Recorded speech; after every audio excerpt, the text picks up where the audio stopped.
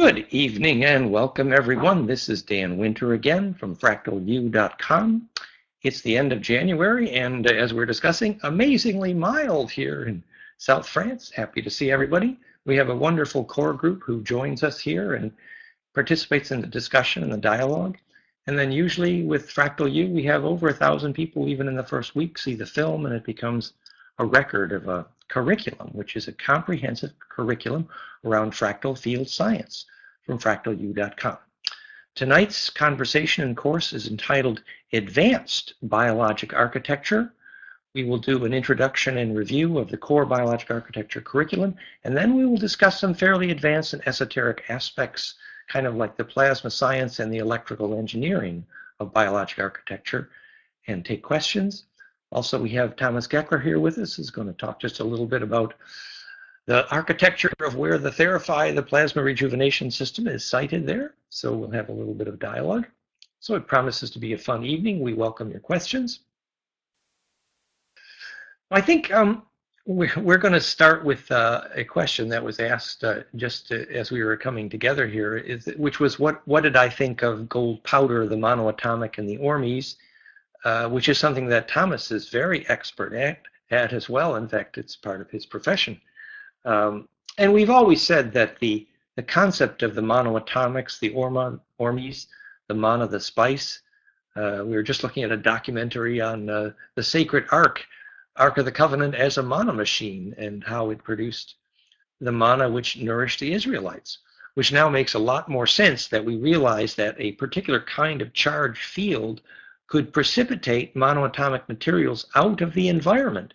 And there is some relationship to even the Keshe procedure for precipitating monoatomic coatings from the environment with a small bias voltage. Of course, the Ark of the Covenant, we think the capacitance was very high, so there was a high bias voltage. And there was a plasma arc between the two gold angels, and so they say, of course, God would appear there in the mercy seat between the two gold angels on the Ark of the Covenant. But now we have a much more detailed electrical sense of what that means. We know that if an arc is made of conjugate harmonics and conjugate material, as the gold of the Ark of the Covenant was, with the acacia hardwood high dielectric insulation between the layers of the plates of the capacitor, that if that arc is a conjugator, that makes a plasma field which is centripetal. And in that plasma field, which becomes centripetal, becomes the very nature of where a mind can be focused, where a presence is possible.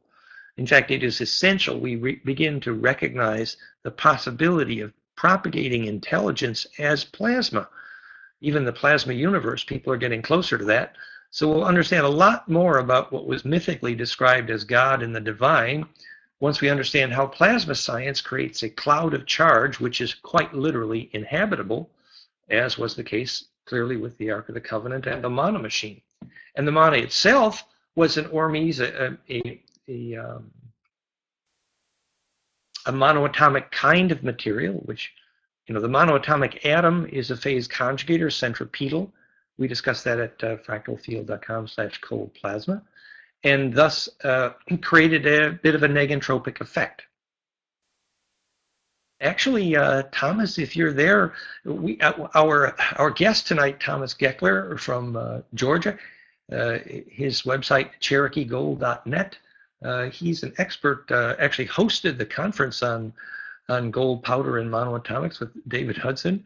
And Thomas builds a line of products that separate the monoatomic materials. Maybe Thomas would like to comment about that question about use of monoatomics, the hazards and the benefits. Well, I've used monoatomics since 1995 when I saw David Hudson speak in Dallas, and I started purchasing them and started making them myself when I moved up here to the mountains, and I find myself with spring water that has a legend to it, being the fountain of youth, and so what I did when I heard Barry Carter talk about magnetic water traps is I started building traps, and began to get to know the folks in the field, in in the area of Ormus and Ormes and David Hudson and such. And I sponsored 3 international conferences. Many of you probably have seen David Hudson. Well, he has, this isn't the one with the blue plaid shirt on. This is the one with the blue shirt and the Enoda sign in the background. But I sponsored the Enoda conferences. And out of all of that, I've learned how to make manna. And as you know, Moses came down from the mount, burned the golden calf, strew it upon the water, and made the children eat of it. And he made manna. And the Egyptians called it manna. The Hebrews called it manna. The Egyptian called it mufusht, which is literally translates as "what is it?" And it's on the temple of Karnak. You know, what is the key to immortality? It's called "what is it?" What is the food of the pharaohs? Called "what is it?" And it's repeated over and over and over. MKFZT mufusht. And when the Hebrews, who made it for 400 years in bondage, left Egypt, they took the recipe with them, and they called it manna, and that's what essentially I'm making with a acid leach on dirt and a precipitation. It's a method that was taught to me by John Hudson, who's no relation to David Hudson. But David Hudson took some of it back, and we've done a 200-second burn in an inert gas oven. And essentially, it's basically what David Hudson discovered by accident in his fields. When it analyzes out to be about 16% gold, about 40% rhodium, 40% iridium, and the rest platinum and other mixed platinum group metals, when it's burned on off carbon electrodes in a 200-second burn, which is an unusual kind of burn. But it's only theoretically monoatomic. It probably isn't even diatomic, but nobody really knows. It acts like a superconductor at room temperatures. It is an extraordinary substance, but it has a lot of lore attached to it. Lawrence Gardner and David Hudson adding to it about bilocation and levitation and such. And I know a lot of people who do a lot of it, and so far everybody's still in their physical body and not levitating. So yes, Lawrence Gardner's book is called The Sacred Ark on that. And Thomas, also, do you want to speak about the difference between more biologically versus chemically derived material? Like, for example, I had some of David Hudson's original chemically derived material, and it seemed like it could almost burn the aura sometimes, whereas more naturally derived seemed more gentle. I think that's a brilliant observation. I think that's true. In fact, I kind of dubbed the expression the tortured metals. And and many people think that, you know Americans, if a little is good, a lot is better. And so and gold must be best of all. I prefer the naturally occurring, Mother Nature provided kind of reservoirs of it. For example, limestone, dolomite, azomite clays, volcanic soils and such. And it's a mixture of those that I use in the acid leach, kind of like hard pan soil, if you will. You can make it from the pure metals. Most of the precious metals will ormosize, that is, turn into powder, but in the process, over half of it disappears. So if you start out with an ounce of gold, you end up with somewhat around about a third of an ounce of white powder, because it disappears and it goes someplace. And they're probably, nobody knows where it goes, but it comes back, and it probably goes to the place where they're over there wondering where it goes while it's over here. And oh, who knows? But it's fascinating, and you can watch the YouTube video of it where David Hudson describes it in great detail. Sitchin says, that our ancestors were using the gold powder for atmosphere repair, and indigenous people say that the gold deposits in the ground help retain the sacred space. So we know its electric field retains a centripetal-like quality, which is essential to environmental issues. And this sort of introduces sort of the architecture of the environment, with regard to what gold powder is. And and Thomas, did you want to say a little more about, the effects of people using it and eating it a little bit, since you're an expert? Well, so I don't, I'm anything but an expert. I can personally testify, but typically people will get a fair amount of healing, and the healing doesn't always show up where you think it will. It's kind of like the Therify. People sit down and they say, "Well, I want to, I want to stop smoking," and then they get up and they say, "Oh my gosh, my back pain's gone." So your highest self sort of directs that healing, and sometimes you're consciously in touch with it, and sometimes not. So but it moves things along. It energizes. Um, Typically, people will have well, not unusually, people will sleep a fair amount at first, and then they find their own depth in it. But it is definitely not just an experience; it's a process.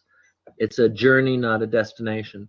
And the Egyptians describe it as a gestation, and they used it with the as for those who know a lot about it, there was a series of temples along the Nile with initiations that led up to the Great Pyramid, which was thought to be an Ormus generator and so on. In fact, when they opened it the first time, it was full of white powder, and they thought it was sand, and they threw it away.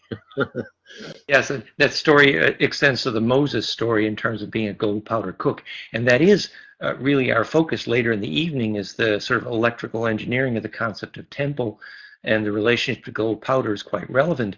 And Thomas, would you like to say just a little bit then also about the effect of using the sort of high voltage plasma Therify in treating the Ormus? Whoa, well that's new. What I've done is take the manna powder and the trap water, which is a naturally occurring form of it, and put it in the plasma field and treated it. The water gets full of little teeny little bubbles. It's like homeopathically succussing it. And I don't know why this bird always knows why I have the microphone open. So she's ringing her bell for you. But so it gets full, and the powder itself, I took a small amount of it, and it started kind of moving around in the field. I tried to take a picture of it. I was telling Dan, I was trying to take a picture of it, but the field is so strong that my electronic camera won't. Can only get so close to it before the electronics just stop working. And I don't really want to contaminate the area with a lot of electronics either. But I can see our lead engineer here working with us on the physics of gravity. Mark Rohrbaugh is with us this evening, which is very cool. And so, Mark, I think what Thomas is saying here is a scene from the movie Avatar where the unobtainium is floating. Thomas, did you say you saw the gold powder float in the conjugate field? It certainly moves. I'd like to say I could see it levitate, but it does move around. It really is paramagnetic, so it doesn't really levitate in a magnetic field, but it does move around because it gets charged. And it certainly, that I don't want to incorrectly inform you. It's piezoelectric. It really is. It analyzes this calcium sulfate and inert materials. And David Hudson, oh well, I don't clean the calcium sulfate out, but the inert material I suspect is the exotic stuff that dances around in subtle fields, not so much the magnetic field as the subtle field. And I was fascinated to see it moving around, and and I kind of feel it moving in me too. And folks that have had the treated, I'm kind of calling it irradiated, the therified manna powder, say that it's a way step up above what I have been producing, which I thought was pretty good stuff anyway. And it's hard for me to tell because it's like you get kind of my sensories. It's like with the Therify. I've gotten kind of sitting next to the field is enough for me right now. I can't do it every day. I find it too much.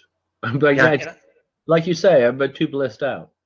Yeah, and I think that's related to the monoatomics as well, that there's a saturation point, that basically you're getting conjugate implosion and spin density down to shorter and shorter wavelengths and more focused, and it requires more and more resolution in your aura.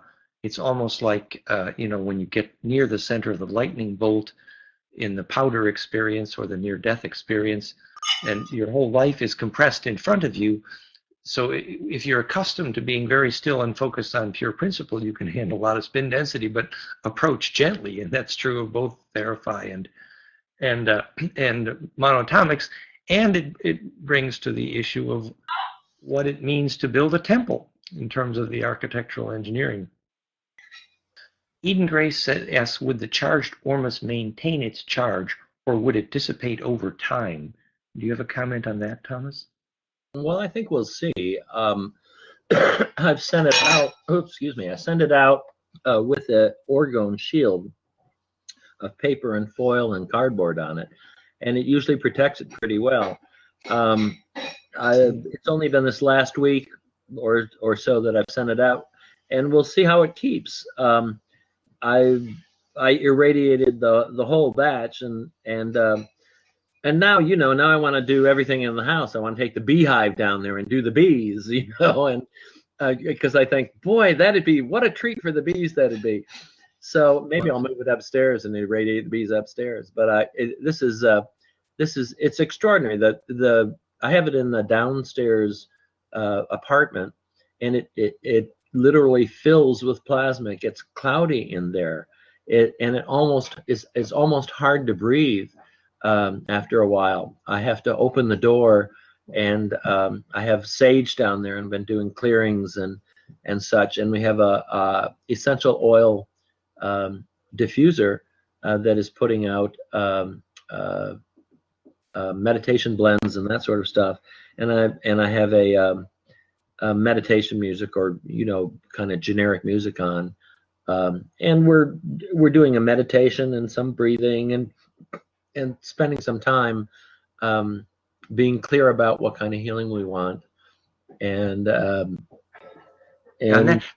that does nicely introduce the conversation we wanted to have anyway, which was the importance of the electrical quality of the environment to these centripetal healing devices. So there's a kind of architecture for what makes the Therify or any plasma generator or even monoatomics work well, just like the ancient negative ion wind therapies required all natural materials in the environment, so that it could be centripetal.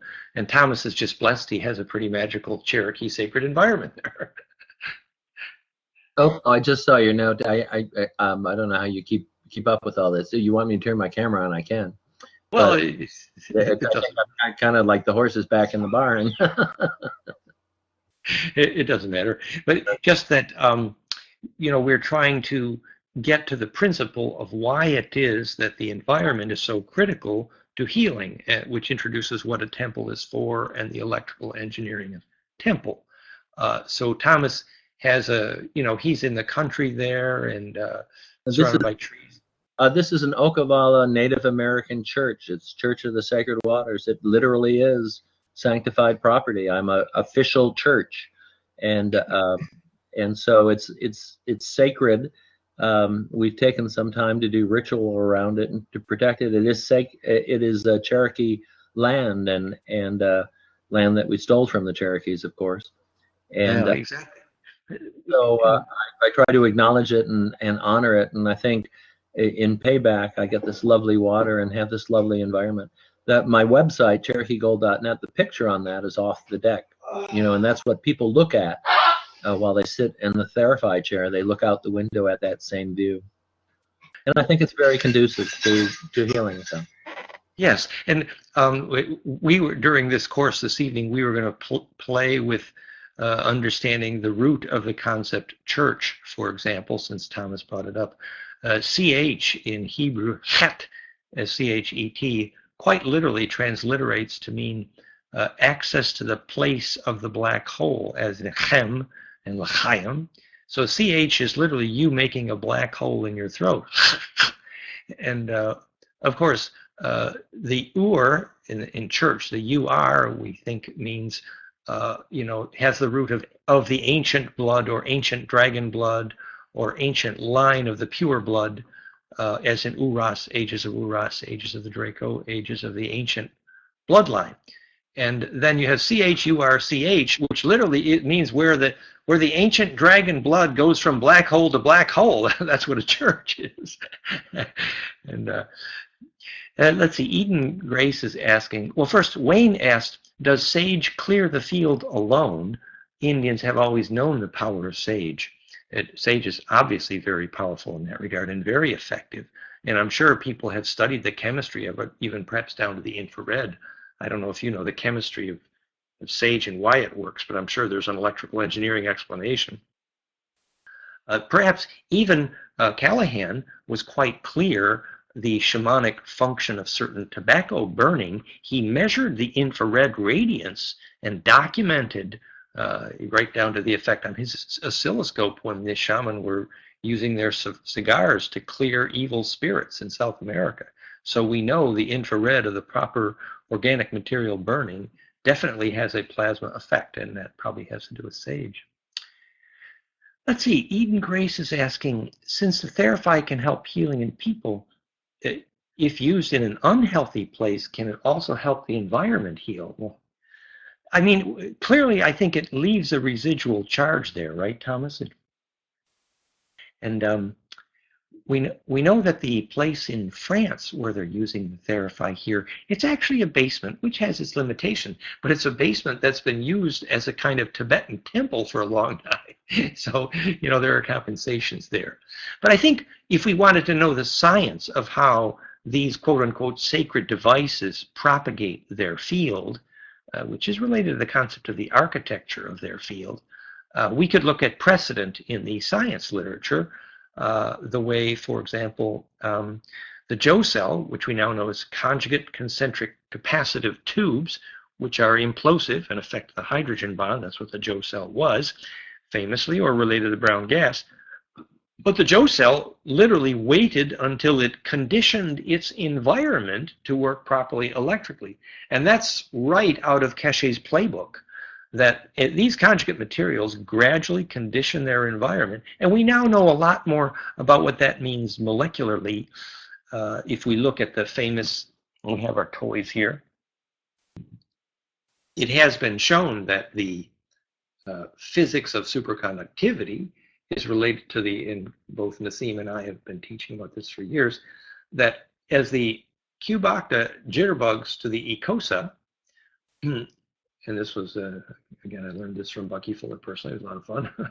But what happens is, in the cube octa geometry, the distance to center is log functions of 2, octave, and destructive interference. However, in that molecular jitterbug process, the physics of superconductivity's onset, which is true in a thread of DNA, which is zapped with a voltage at the moment of crystallization to become a superconductor, or a thread of monoatomic gold or carbon, that these nanotube threads, like a thread of monoatomic gold, you zap it with a little bit of amperage at the moment of crystallization from liquid to crystal, and it becomes a superconductor.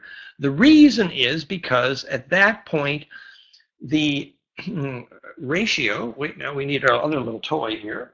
1 second.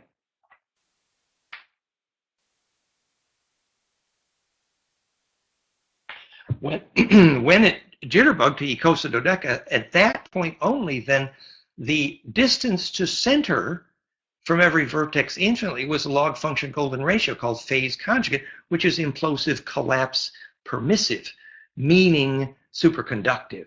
So if you get materials like monoatomic gold or phase conjugating plasmas like Therapy, gradually all the atoms in those environments begin to be conditioned into the propagating field to become more implosive superconductive, and therefore to breathe charge more efficiently. So we've often said that that the Therapy experience, for example, feels like a church, like a really powerful church, actually, the kind where you sit still and then you feel your aura begin to unpack, and it's like you can hear an echo better. Well, hearing an echo better is more than metaphor for the efficient propagation of charge, of capacitance. And so charge distribution, phonon distribution, wave distribution is all perfected in that centripetal phase conjugate fractal, field. And that's what we call sacred space. And that's when you hear your thoughts and your ears begin to ring, and we have reports, meditation is easier. So making Therify, making plasma conjugate, making monoatomic materials, making sacred space, these are all metaphors for the real physics of creating perfected implosive charge distribution, which then allows for the possibility of what we call mindfulness. Mindfulness is the recursion and negentropy that occurs at the center of a phase conjugate field, which we've now proven in the power spectra of brain waves. The brain waves of bliss is the harmonics of Schumann, which we now know is phase conjugate collapse wave. And I'm pleased to announce tonight that our new brainwave biofeedback system is being developed and will be a companion project to our new HRV. So the new HRV heart is hrv-app.com, typing the link. And we will have a brainwave project to match, which we will hope to have collaborators, thanks to Chris. And the Monroe Institute support is developing, possibly. And so we expect to have a phase conjugate brainwave teaching tool for iOS with the sexy new headphones, and it's all coming together gorgeously, and we're excited.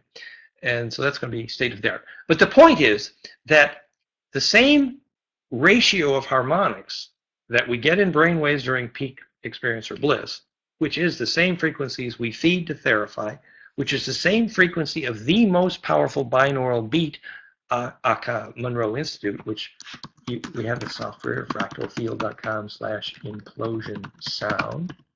You can download the secret sound software and play the most powerful binaural beat, which is a core part of actually the frequency signature of the Therify, which we accompany with a 500,000 volt megahertz area to drive the plasma and phase conjugate, very accurate phase discipline.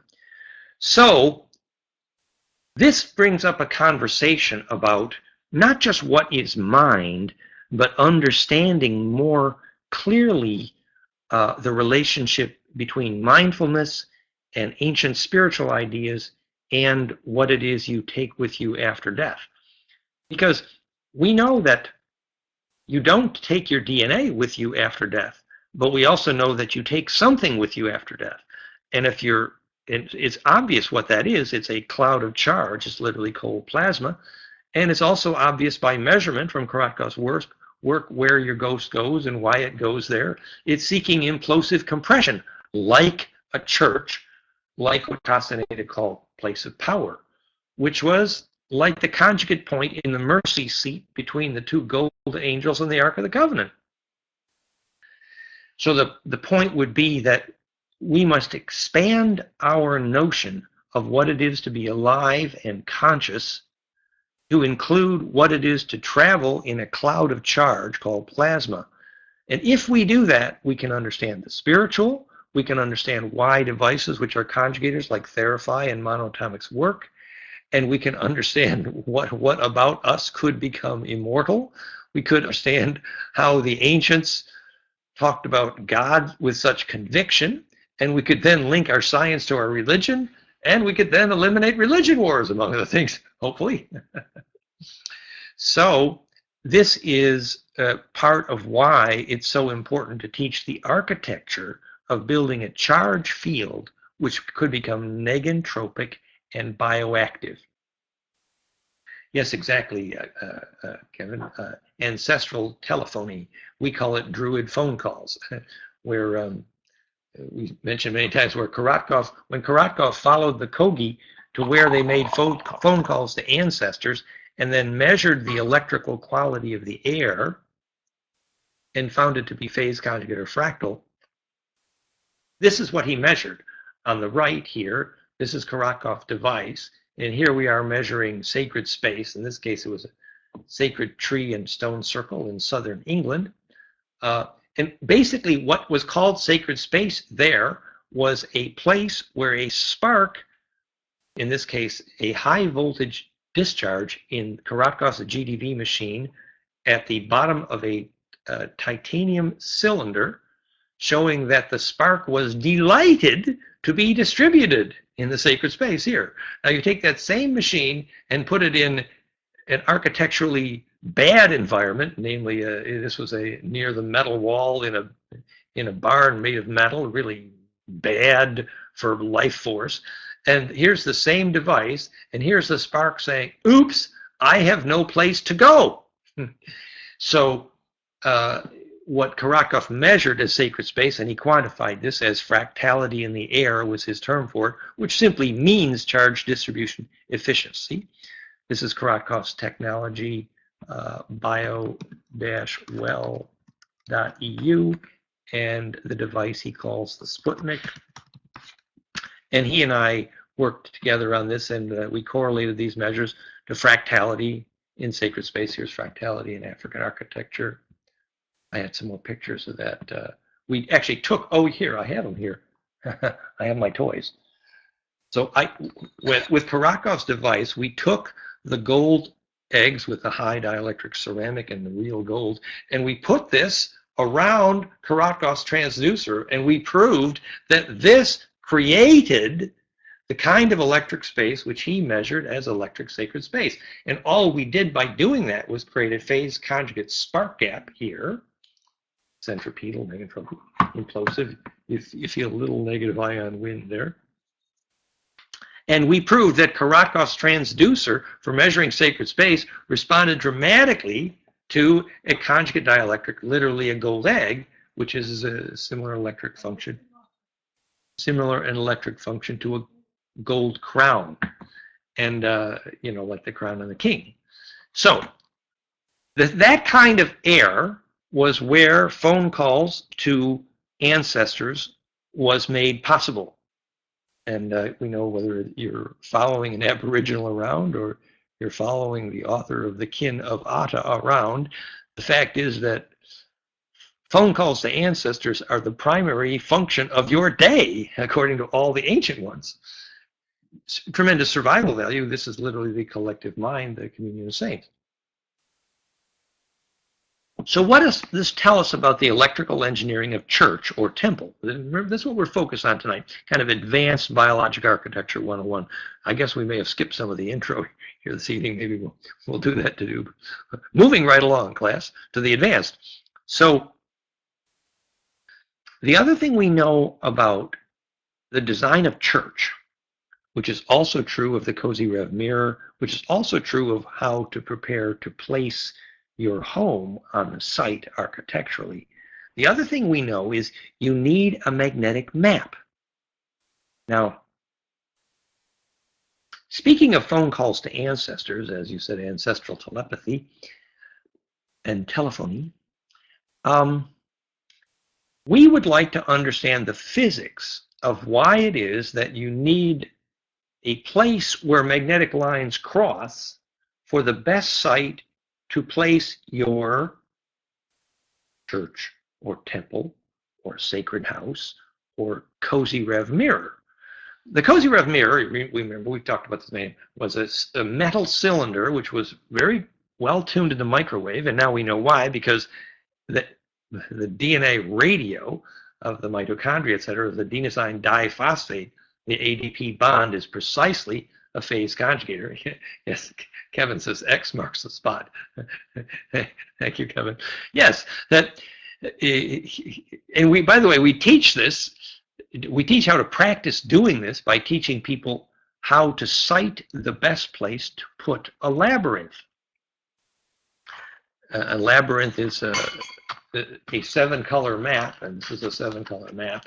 If you project that on flat land and animate, you have a 7-color Cretan Minoan labyrinth, a 7-circuit labyrinth, which is the 7 turns of the, and the 7 spins of the tetra. It's all projected on flat land, and you turn inside out. And labyrinth work is profoundly kinesthetically, magnetically implosive. It's profound and wonderful. We have all those animations for you at goldenmean.info/labyrinth. Right? Labyrinth. So the issue there that I would like to think about with you is, what is the physics of why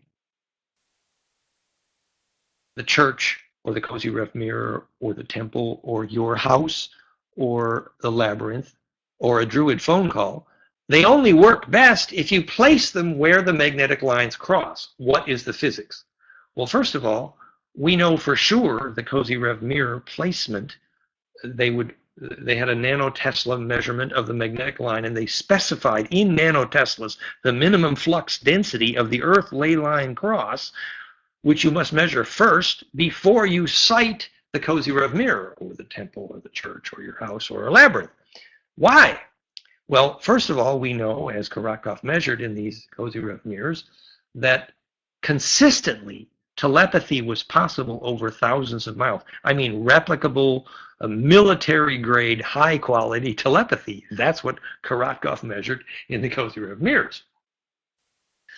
And these are no slouches. These people wanted a dependable form of telepathy, better than the average radio set. And they got it in the Cozy Rev Mirror, which we now know is conjugating biologic microwave ADP DNA radio. But why place it on the magnetic line cross? This is a sort of a Bruce Cathy 101 conversation about, well, why is it that these same magnetic line crosses dramatically, measurably affect nuclear critical mass for nuclear reactions? That information was a threat to national security for years, and Bruce Cathy learned why. Harmonic 33, the title of his book. I spent some time with him.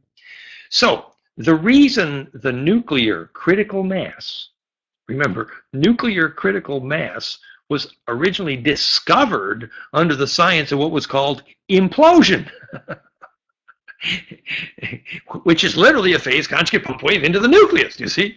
And the same phase conjugate pump wave, called the harmonics of the Schumann resonance, are what's lined up where the magnetic lines cross. So you see that this whole business of joining the efficient radio of subquantum mechanic wormholes is all about phase conjugation, and the Earth grid, which we now know is dodecaecosa fundamentally, from Anti-Gravity in the World Grid by Becker and Huygens.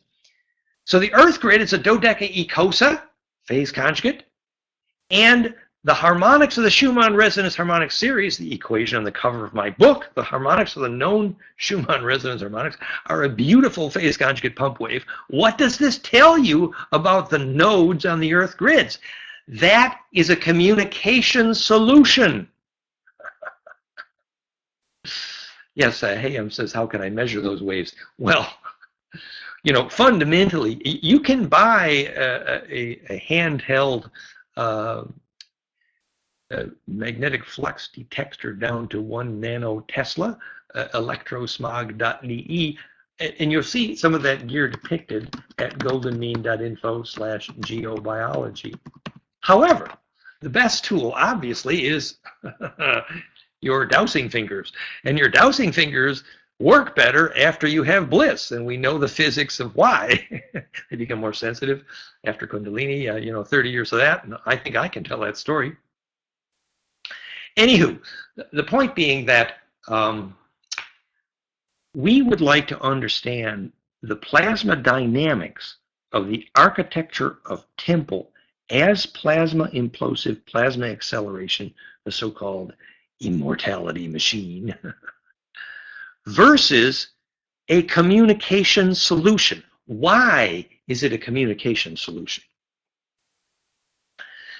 And here it would be relevant to tell the story of our friend from Global Scaling, Hartmut Müller. Hartmut Müller found, he said that if you made a map of every living thing and graphed its relative mass, that the graph was not a smooth line. The graph was a caduceus with the peaks at golden mean ratio. And he did that with 1,000 other naturally occurring variables, showing the golden ratio was global scaling. And then, I think he intuited something about longitudinal EMF. We now know that golden ratio is phase conjugation. He didn't know that. And that phase conjugation is how you make longitudinal waves. But what he did do was to make a communication solution, which was such a huge threat to the global cell phone industry. That's another part of the sad story of Hartmut Mueller. And we won't go there, but basically, the investors got him. And I can't blame him. You have to be very careful when you make promises to investors. But his instantaneous global communication system worked.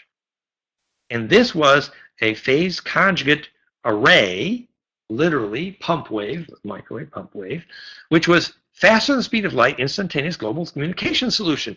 Just like ancestor memory and the collective unconscious and the communion of saints and the physics of religion. So once we understand how waves going down a pine cone to phase conjugate make a communication solution. So back to Thomas Geckler here. Thomas, we think that pretty soon let's set up a little highly tuned situation of one plasma pair therapy on one continent, yours, and another plasma pair therapy over here, and do a telepathy test. What do you say, Thomas? Absolutely, I'm game for that. And I'm already working with a friend who's a remote viewer from Monroe Institute in California, and we're seeing if we can do remote healings. If I sit in the therapy field, if we can transmit it to California and perform healings out there as well. Excellent, excellent. And there are certain frequency signatures we know should facilitate that. And by the way, when we have our shamans class this coming Saturday, we're talking about how our shaman teacher there, Sarah, experienced the plasma field of the therapy literally as a shamanic wormhole. Excellent, Thomas. We could set up some frequency. For example, if your other healer were to use the implosion sound binaural trigger, even just briefly, it might facilitate further the telepathic communion there. Very well might. We're also using a quartz bowl, which is tuned to the heart. It's an F, and it's actually the overtones are specifically the Fibonacci sequence above that. So it's kind of hyperdimensional as well.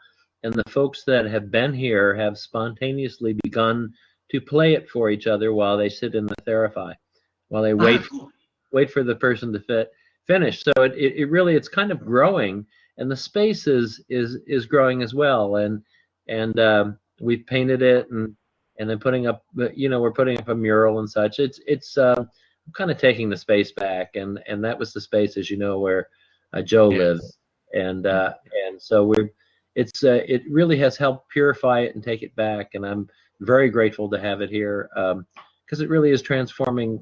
Eden's comment about can we transform the environment? Well, that's certainly my intention, and intention is a great deal, if not all of it.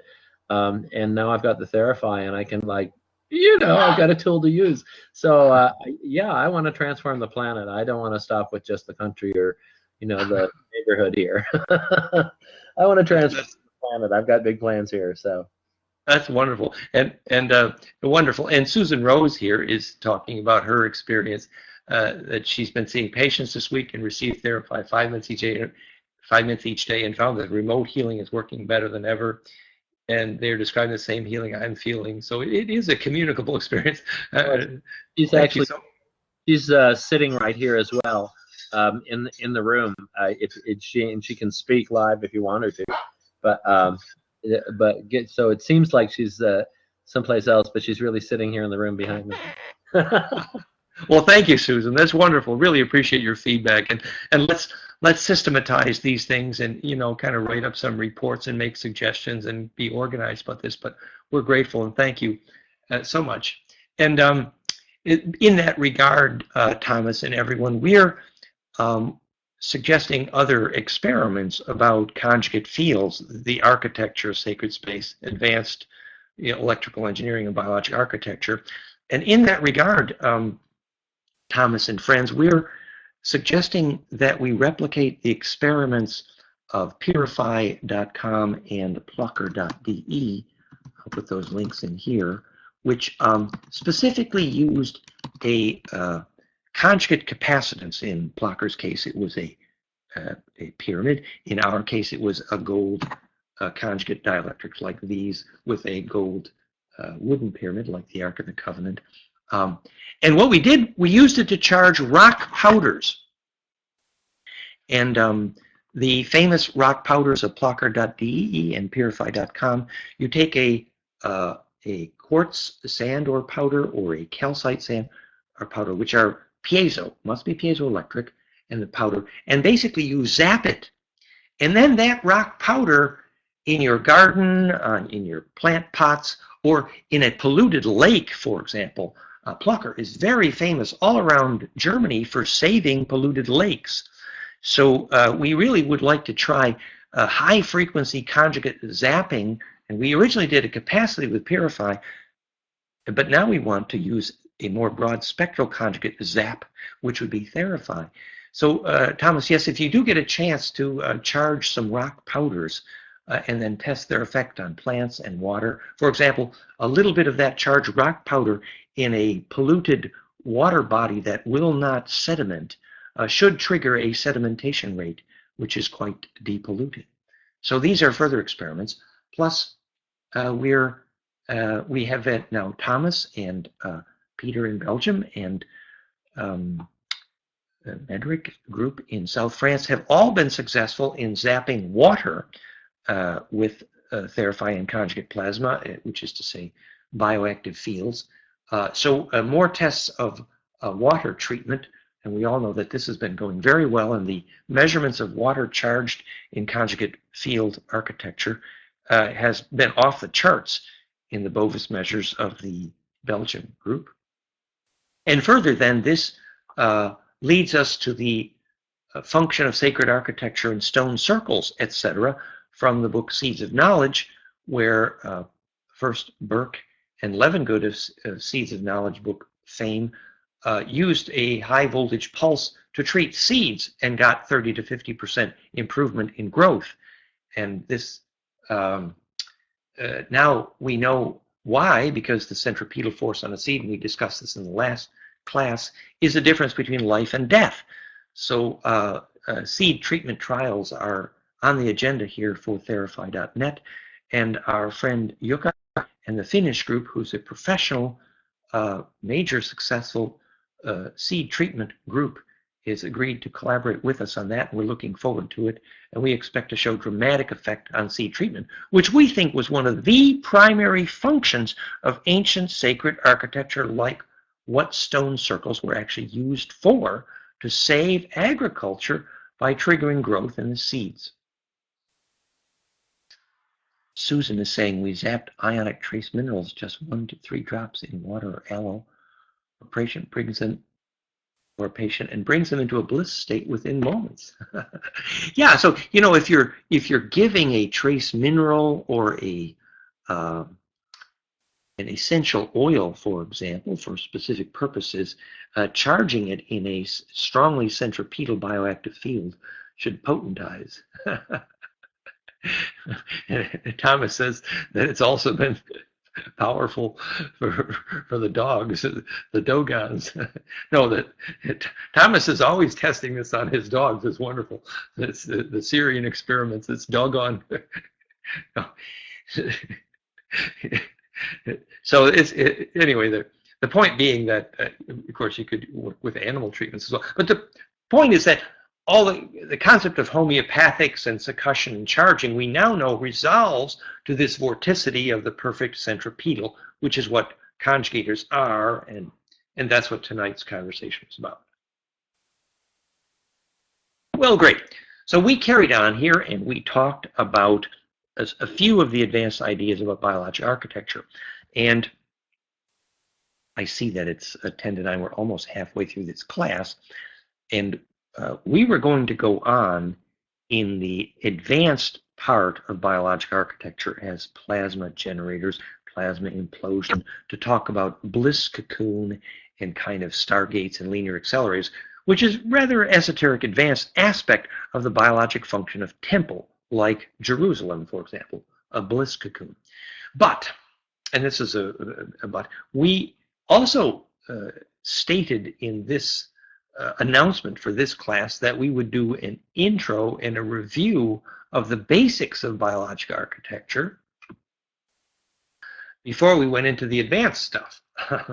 So I think maybe now might be a good time to do that.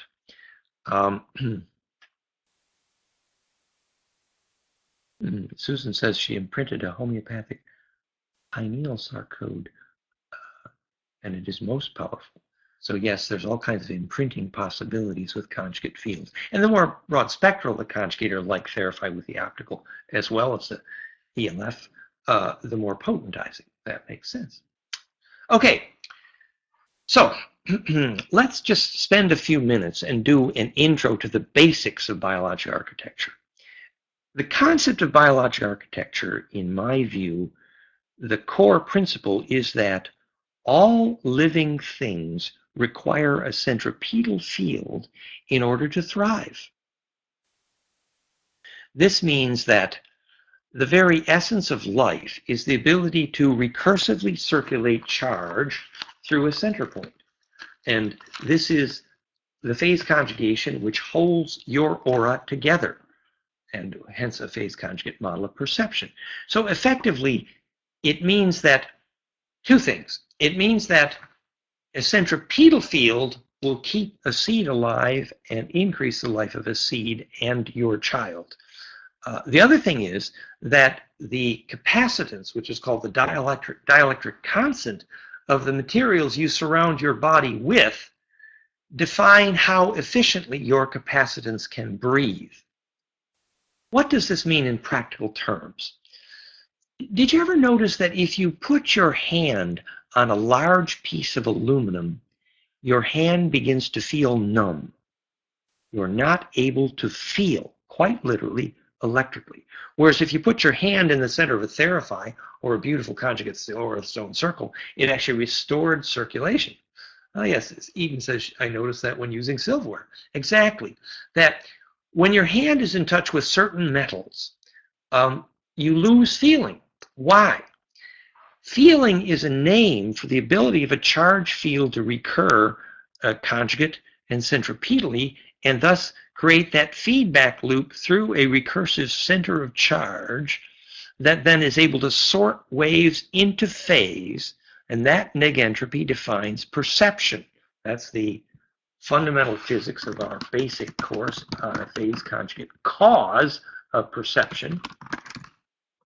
Why, for example, brainwave power spectra during peak perception is a golden ratio phase conjugate pump wave, because your brainwaves are making an implosion, enabling you to recirculate charge tighter and tighter through a spin loop through center. Just like optimized embedding, if you were to take the golden ratio little donut inside the bigger donut and create that nesting recursively, then the do loop, the feedback loop in the center there of the donut inside the donut, by golden ratio perfected embeddability. So when that recursive embedding happens recursively, the slip knot at the center becomes a tighter and tighter do loop phase conjugate to the dimension of Planck. And there's where all biologic radio communes. And that's the real definition of perception, is to be able to launch and release charge from that Planck dimension sphere, which is the physics of gravity, as Mark and I have been working to teach for some months now. And it's also the physics of why Tom Bearden is saying, well, if you want zero-point energy vacuum coherence, you must phase conjugate pump wave down to the nuclear level. What he means is that the longitudinal component launched by the phase conjugate pine cone effect, the superluminal faster than light, everywhere at once longitudinal wave, can pump right down to the nuclear level, in fact, to the Planck dimension, and impedance match the vacuum. This is core. This is actually what's behind our zero-point energy group now, which is taking some of the Keshe ideas and moving implosionamp.com, thanks to Evan there and the group's around Montreal, and we had, I think, 6 electrical engineers on last night's conference call on that. And the point is that you phase conjugate pump wave down to the nuclear level, and there's the DNA radio, there's the 0-point energy, there's the vacuum coherence, and that's where communion happens. That is biologic fusion potential. And so, if your environment allows that breathing of capacitance down to that still point, fabricating a still point where the 0-point energy is then distributed efficiently, you get that perfected communication, that charge distribution efficiency, and you get the ability to make sacred space. So, in practical terms, this brings us to our table of materials for biologic architecture. High dielectric materials, which are on the top of this chart, what they do is they do what the hero in the movie Meetings with Remarkable Men, the Sufi master who wins the contest, ability to make an echo. So the real spiritual master is the one who knows how to best make echoes. That sounds like memory through death to me. I mean, memory through death is a perfect echo. That's what it is. It means the charge is distributed so efficiently that it's ringing forever. And what is a bell that rings forever? It's called a high dielectric constant, if you happen to be an electrical engineer. What does that mean? Well, it means hemp fibers are good, for one thing. That's what Callahan used to measure Schumann harmonics, super high dielectric. But how does that actually work? Well, the dielectric constant in electrical engineering refers to the quality of the insulator between the plates of a capacitor. So if I had this perfected Agnihotra copper or gold pyramid, and then if I took the same acacia wood used to make the Ark of the Covenant, which we now know is a super high quality dielectric, and I made an insulator, and then I put another conductive layer, I could then begin, that capacitor would begin accreting capacitance from the environment, just like the Ark of the Covenant did. And by the way, our Portuguese Templar wizard, highly esoteric friends, who showed me the picture of the cave on St. Michael's Island, only accessible from the sea, carved, smooth front, deep wall cave where the Ark of the Covenant apparently is, they told us that the Ark of the Covenant had to be placed on a powerful energy line or it wouldn't accrete charge. Do you get it? So here you've got a passive high dielectric conjugator. But if you want to charge it, do not stick the Ark or the Covenants in an aluminum box because it's going to die. No, the Ark of the Covenant had to be in certain places on the energy line. Actually, the Michael line goes to St. Michael's Islands in the Azores, Azores, you know, you get the flavor. That's where Jacques Cousteau's son died. The myth is shortly after discovering da-da-da, but that's another story. So the point is that these capacitive accumulators, like the Ark of the Covenant or Sacred Space, they would accumulate their high charge, enabling them to be centripetal capacitively, enabling them to reduce radioactivity measurably. Remember, centripetal capacitance is the opposite of radioactivity, you know, in the same way that Uri Geller supposedly measured focused human attention significantly reduces radioactive half-life. This is old news for those who understand the physicist Bill Tiller's book, Conscious Acts of Creation, wherein he showed that focused human attention reduces or causes electric fields to compress. For the same reason that focused human attention, well documented, causes electric fields to compress, the same reason that focused human attention is the opposite electrically of radioactivity. This is a profound lesson. That radioactivity is actually charge that's bleeding, unpacking because its environment is not fractal or conjugate enough. A very important lesson to be learned by Fukushima. There are electrical devices which reduce radioactivity, and we should understand the principle or our planet is in trouble. And that electrical device has an architecture And that architecture is the subject of this evening's course, which was the advanced biologic architecture. Okay, so I've carried on. Have we reviewed? So the review here is choice of materials for biologic architecture. In the same way that you choose clothing, and now I'm wearing hemp shirt, and my new hemp hats are in the next room. What is it about hemp? Well, hemp is some of the most vital DNA on the surface of the planet, and one of the reasons it's vital is incredibly wonderfully high dielectric constant. The high dielectric constant, as we were explaining, means that when that dielectric, very high dielectric constant, is between the two plates of a capacitor, then if you hit the capacitor like you were ringing a bell with voltage, that bell would ring forever.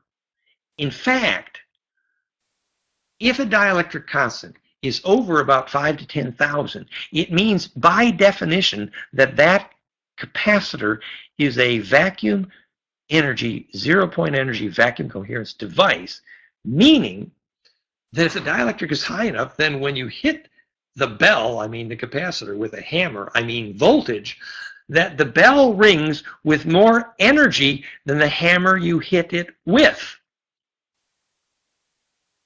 This is 0-point energy vacuum coherence science 101, is to understand why, if a dielectric constant is high enough, that capacitor is by definition a 0-point energy device, like a pine cone. 2 to 12 millivolts. Where's it coming from? Oh, hello, it's coming from gravity. If only Weber had known that, he could have saved a couple of $1 million on capacitors that measure gravity, like Hodowanik and Ramsey did. That's all at goldenmean.info/gravity code. Anywho, we were trying to make this a very practical, very simple introduction to biologic architecture. So it is very important that you not surround yourself with the wrong materials, because your aura is that capacitor. And in order for your aura to unpack, it has to be able to ring efficiently, which means to embed/entrain your environment. And when you embed and train your environment, you become the centripetal resonator that tunes that environment. This means you become God. I mean, you become the inhabiting plasma domain, as in Dominus Vobiscum. Remember, the electrical domain is the name for God, Dominus, for a very good reason. You are dominant in that field. So if you want to play God, you need to know how to embed centripetal and steer plasma fields. This is why Arthur and the land are one. This is why there's a legal limit to the rain in Camelot. Because if you can't inhabit your field, you can't steer the charge, then you are not of royal blood, unquote, and you will never become divine. So all these colorful little religious myths about, God wanted it, and, it's the king, and the king, Lawrence Gardner got one thing right. He said, the only reason the origin of the word king ever happened from the word Cain, as in Cain and Abel. This is Lawrence Gardner, who was no slouch as a historian in Genesis of the Grail Kings. He says, it's quite clear. The only reason the concept of king was ever invented was because the Anunnaki, Draco, Nephilim, whatever you want to call them, they wanted babysitters for these dumb humanoids because they couldn't stand the sound of them copulating all night.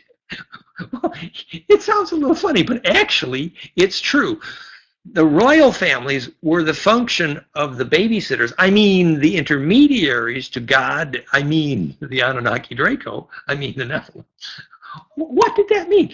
Well, royal bloodlines were choreographed like we built show dogs by genetically babysitting the bloodlines of show dogs for 100 generations, and that's the origin of the line of kings. This is the conclusion of Lawrence Gardner, who is one of the planet's probably premier historians. He's probably right. So is that an insult to the concept of king? No. It's an instruction in the physics of what it means to be royal. Why does a beehive swarm, and why is it physically impossible for a beehive to swarm unless there's some royal blood present? Because the royal blood is centripetal enough to navigate. For the same reason the Reverend Mothers in Dune were required to navigate the guild, the Vimana, the Starcraft, faster than light, you get the flavor. The ancient ones are telling us that their kids could only get the really good jobs if their blood was psychokinetic, which is to say boson 7 or microchloridians in the blood. They were saying, if your DNA decays to stop imploding, then you don't get the good jobs. You don't get the good pay. You don't graduate to high society. So if your DNA was not implosive or psychokinetic, boson 7, microchloridians, whatever you want to call it, then you couldn't travel in time. And therefore you couldn't get a good job, and you were called Nephilim, which meant the fallen ones. So only if you could ignite your blood to the superluminal phase coherence, beam me up, Scotty. What did that mean? What did it really mean? We've talked about this in our ET Origins class, and remember, tonight's conversation is about biologic architecture. But here, we're explaining why biologic architecture is necessary to make the kind of blood which can be immortal and can use Sacred Temple as plasma accelerator. That's our question for the evening. Remember, the ancient Draco, as in Ages of Uras, and remember we have the whole history there, fractalfield.com/Zeitlin, where I put the Jerry Zeitlin analysis of the Ages of Uras from Anton Parks, that whole dragon history. But one thing that was clear, they all knew what kind of cave or environment you must look for if you want to be immortal. They were very skilled at it. This is classic dragon blood skill. Now, if you happen to live here around South France, where we hang out a lot, you know the legend of Bucharest, from Bogomite, Bogomil, Boheme, which was Enlil's name for Enki, Bo, as in Arcadia. It was a bloodline. It became the Bogomites of Bucharest, which is named because it's inhabited by sacred dragons. And we actually know, there are friends of ours who know the names of the plasma dragons that live there and why, and they have seen humans mummified in that environment in the caves of Bucharest. They know that story, and they know why those plasma entities, the dragons, are there. They're there because that kind of charge is necessary to become immortal. This is an electrical engineering aspect of biologic architecture. We know that of the many hundreds, probably thousands of quote-unquote gurus from India who have lived to be hundreds of years old, many of whom are documented as such, 0 of them did it in a metal building with electrosmog and bad air. 100% of them did it in a cave or someplace in nature. Why? Because it has to do with the blood. It has to do with charge ignition of blood. And the charge ignition of blood is the issue for the immortalizing of the human condition. It's the issue, the only real issue about whether you take something through death, namely a coherent cloud of plasma charge, your Ka, your boat, into the underworld. The Ka is the coherence of your cloud of charge, plasma, boat into the underworld, your aura. And the Ba, as in Kaba, or the Merkaba, the Ba is the part of that coherence that can withstand implosive phase conjugation and thus be accelerated through the speed of light, called longitudinal EMF. So the Ba is the longitudinal superluminal component which emerges from a coherent Ka, the Kaba, the Merkaba. Okay? So this is all physics. And you don't get to have that amount of coherence unless you did the biologic architecture to get that kind of charge into your blood and aura and DNA. So ignition of blood is actually the function of biologic architecture. We did the whole discussion of the geometry of blood ignition at goldenmean.info/DNA manifesto. And if I may say, we have great pictures there of the DNA geometry. It's all there.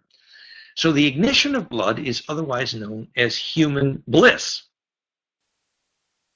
Now, I believe Thomas Geckler entered this evening's conversations saying that he was so blissed out from the Therapy that he was having trouble typing. But bliss is a name for the way in which biology could implosively accrete charge, obviously.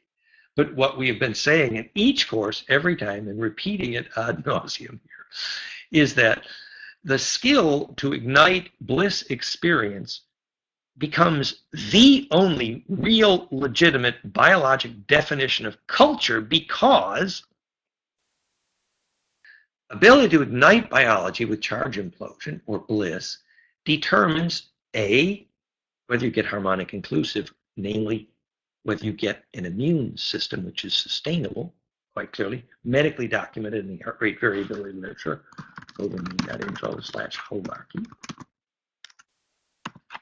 And B, the reason the skill to teach your children to have bliss is the premier definition of whether you have a culture, if you have the skill to teach your young people how to have bliss. So I suggest that every nation on the planet re-examine whether in fact they have a culture based on a truly important biologic definition of culture, which is, do you have the skill to teach your young people how to have bliss? Because if you do, your young people will get an immune system and get immortal. And if you don't, your young people are toast, and therefore you do not have culture. Uh-oh. This means the Americans, the French, there's a lot of cultures that are in trouble now that we now know biologically what culture is. I think culture ministries may have to reinvent themselves. Uh-oh.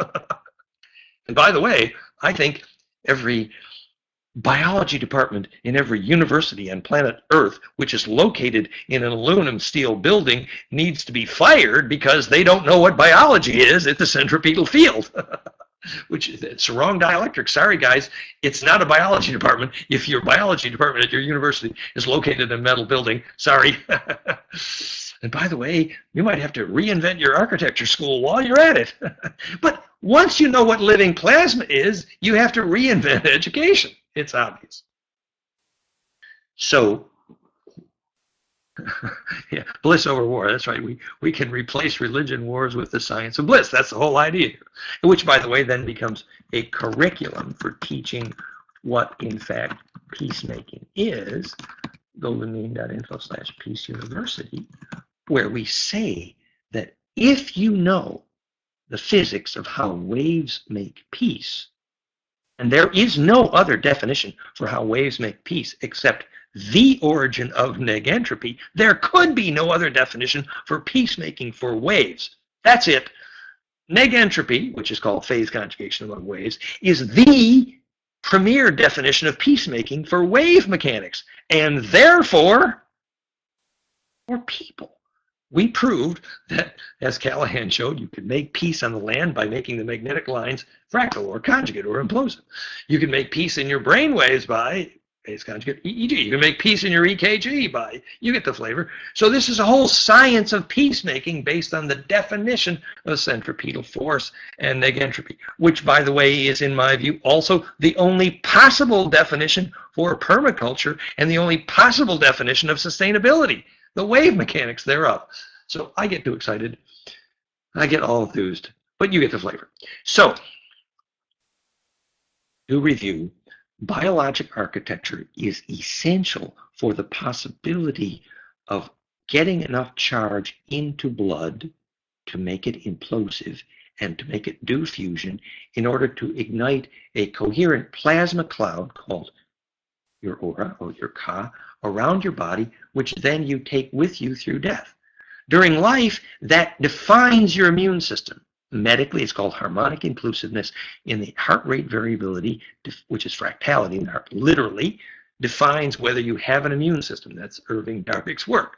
Okay, but in terms of after death, that same phase conjugate plasma cloud is the only thing you're going to take with you. And therefore, you know, everything else is kind of trivial. It really means ancient religion was right. Your immortal life is the most important part of life, except now we electrical engineers know what your immortal life is. Now we can invent architecture. Now we can invent politics. Now that we know what immortality is as electrical engineers. So I suggest we do it.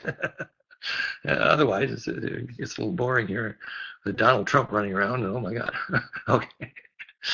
So we now understand why in biological architecture you use organic materials, because every molecule that jealously wanted to join that exclusive club called life takes one look at my bumper sticker right here, which says get fractal or get dead, and every molecule that wants to join the club of life rearranges its molecules to be more fractal, which is to say phase conjugate, which is charge distribution efficiency optimized, which is high dielectric, which is life itself. So that's why limestone works good, because every molecule in there was once alive and therefore was embeddable in charge distribution efficiency. And that's why limestone is so fabulous for biologic architecture. So organic materials simply are useful for architecture because of their charge distribution efficiency quality, which is largely related to the dielectric constant. So this is as true of your clothing. And we always mention our fractalclothing.net fractal clothing project. And this is as true of your economics, fractaleconomics.net, as it is of your house. The other thing about biologic architecture is that there are real ways to eliminate metal in the basement. And our lead biologic architect on doing that is Oldrich Hosman from Prague, goldenmean.info/Olda, and you'll find his PowerPoint there. Very skilled, has a very wonderful slate underlayment and hemp insulation in the walls breathe, all biological material. And even to the point where the bricks that are less load bearing are low temperature fired, and the low temperature fired brick clay, hint the Israelites, is better dielectric, which means fabricates sacred space. So he's actually using low temperature firing for the non-load bearing bricks. And all of this serves to create a house which is breathing live air and live charge efficiency, ringing like a bell for the perfect echo of charge, which is you, perfectly branched, the Skion, the Ion, the John, the perfect chip off the old block, perfect fractal, perfect charge distribution. And so this is biologic architecture 101. The other thing about biologic architecture is site evaluation. Now, we talked about making a magnetic map of the site, and you're seeking a magnetic map that looks like a rose, obviously.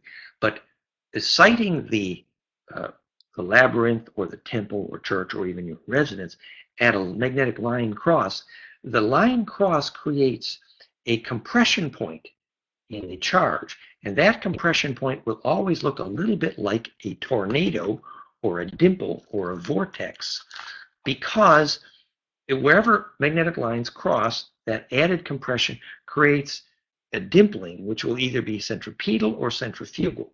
And that's called a blind spring or a JED in geomantic terms, because every labyrinth have a sex. And that sex is whether the central magnetic cross point is centripetal or centrifugal, which is to say charge implosive or charge radiant. And that is related to magnetic polarity and related to how a geobiologist determines whether the site is for going within or going without, is that magnetic mapping. So basic dowsing 101 skills are essential for biologic architecture. And it's perfectly fine, of course, to hire a dowser and geobiologist, and that's all wonderful. But the fundamental thing to recognize is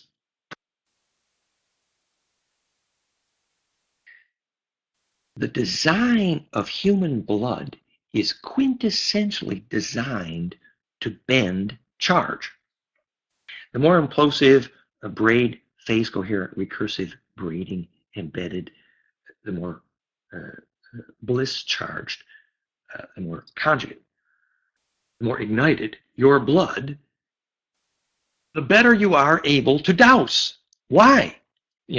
For me, after 30 years of Kundalini, I could have a little experience in this, and I can tell you, the more you're able to withstand bliss experience, which is to say inhabit lightning bolts, the more you become sensitive to these magnetic lines. First people use their dowsing rods, but eventually you just walk along with your hands like this, and you're simply walking over magnetic lines, and you feel this tingle, this presence, this charge. And eventually you realize that you can talk to those magnetic lines underneath you. Very important concept. So first of all, if you're not able to feel magnetic lines, unfortunately, we might conclude that you are then not able to feel in general. And really, training yourself to be able to do basic dowsing is essential to your immortality in a certain way because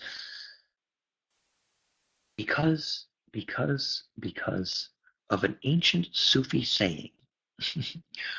Only love bends the light, therefore only love creates. What was the physics of that? Well, now we know. Light will go in a line until something implosive, recursive, long wave, phi ratio, low phi embedding sucks the light from the line into the circle. And when light goes from a line into circle, that's called charge, that's called energy converted into mass. Because when charge goes in a circle, it stores inertia, which is our only definition of mass. Therefore, only love creates and only love bends the light. What that means is that if you can't create centripetal force in your blood, you have not become psychokinetic, and therefore your chances at immortality are low. Simple electrical engineering physics. In other words, training your blood to bend magnetic lines is essential to the criteria for your own immortality. Quite literally, as an electrical engineer, I advise you. And while we're having this slightly esoteric conversation about advanced geobiology, and by the way, we recommend our advanced geobiology, what I think is probably the most advanced geobiology school on the planet, which is Stefan Cardino's group there outside of Geneva in Switzerland, goldenmean.info/geobiology. I've typed in the link there. Very advanced school of geobiology.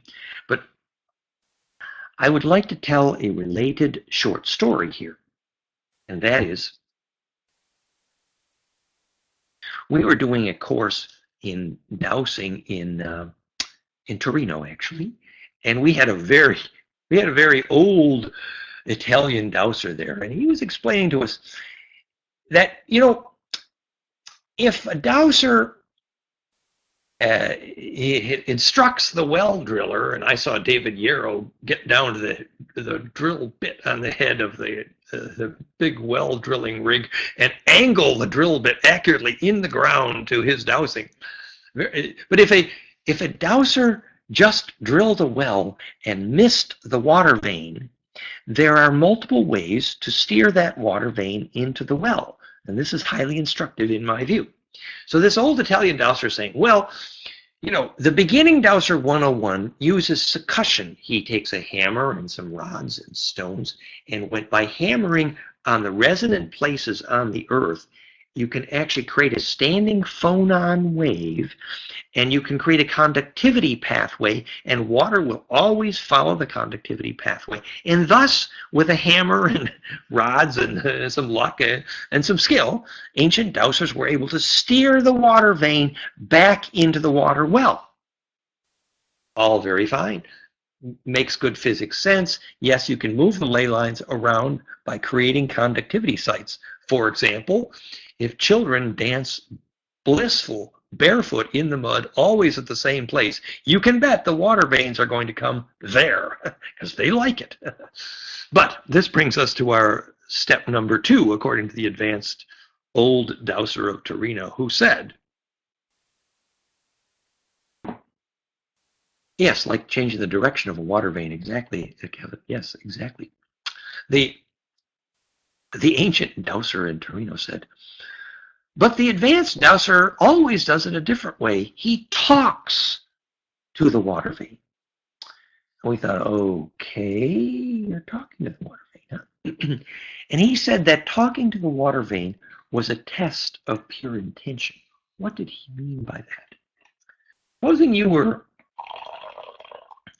hired to bring water to some building. Why? His idea was that if you were bringing water to a project, say it was a school where kids were going to have bliss, and you brought water to that project, the water is grateful to you, and the next time you ask the water to move, the water knows that you are a shareable wave. However, if you have just been asked to bring water to an industrial project which is going to cause pain to Mother Earth, and you whisper to that water vein, you better look out, because the next time you whisper to water veins, that water is going to know that you, sir, have not been a shareable wave. Literally the physics of pure intention.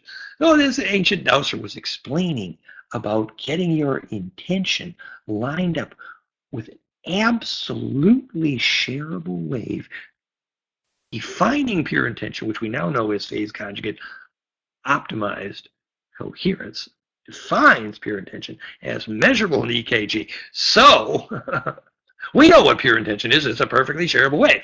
True. So pure intention for a dowser means that you know when you speak to that water vein.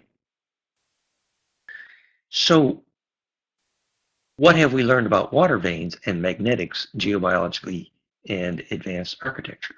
We have learned that water veins are steered very much like tornadoes, that you are a plasma donut. That's what you are. And whether it's tantra or whether it's steering a water vein, the ability to get inside a larger field and collectively embed ability to embed. So you embed your plasma donut inside a bigger plasma donut, that water vein, and you steer exactly like you steer tornadoes by creating the center of lowest pressure.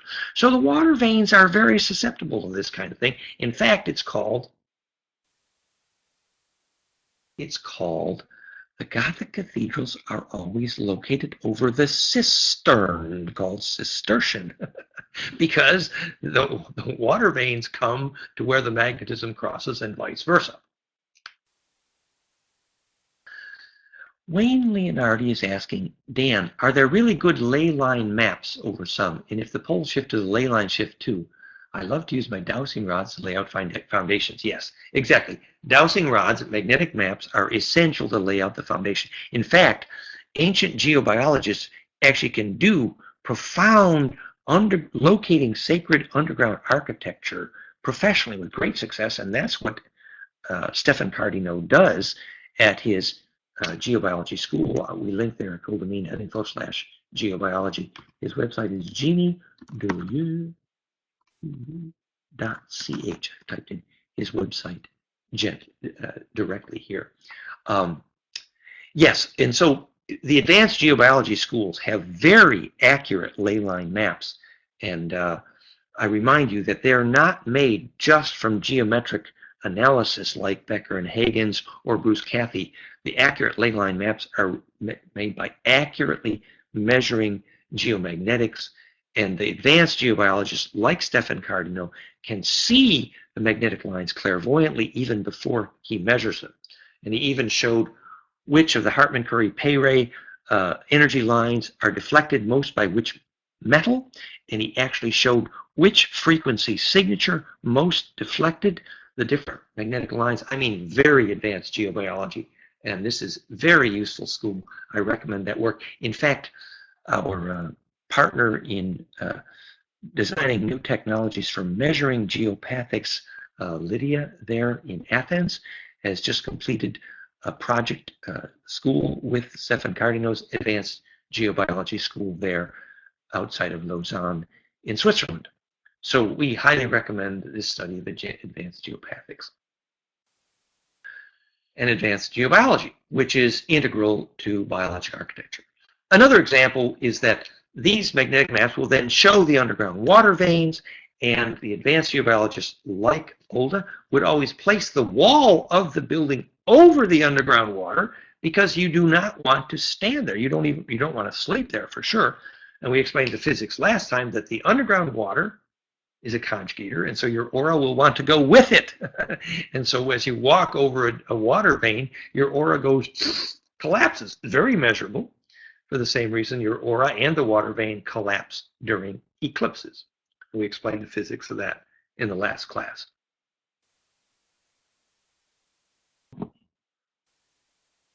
Now, the advanced geobiologist druids of South France here, the preceding culture before the Cathar here in South France was the Visigoths. And the Visigoths built temples here, which are analyzed in Stefan Cardino's book there. And we actually visited that temple. And we see that the windows and lines of these ancient stone temples were just woven like a thread, perfectly embedded in the Hartmann-Curry Peyre lines. The Peyre line, P-E-Y-R-E, Peyre line, I'm typing in, are the ones that are most deflected by gold, and they're the ones most likely to save a beehive. And that line geometry was so exquisitely embedded in these ancient stone temples here in South France that there's actually places just above that temple where you can go, where the magnetic lines have been steered into a little vortex, and it's literally like there has been a faucet placed on the magnetic line, and the ancient druid would go there and switch on and switch off the magnetic line going down to that part of the valley, just exactly like it was plumbing for the purpose of irrigation. I mean, for the purpose of directing magnetic flux to fertility to that field and then this field. So the magnetic lines of South France were actually used explicitly like switchable plumbing with these stone structures so intelligently created to steer the magnetic flux around the landscape, just like a fertility irrigation system, all built on magnetic lines. We've actually seen how that worked, and we've actually felt the dramatic increase in energy when you go to this place on Canigou here, the Sacred Mountain, where the Druids steered the ley lines, and you actually know where these valves were. This was the ancient sacred Druid skill, which was the control over these magnetic fertility lines with the switching devices, which were part of these ancient stone structures. So it was literally a plumbing for the flux density of fertility. Completely lost science, but well embedded now.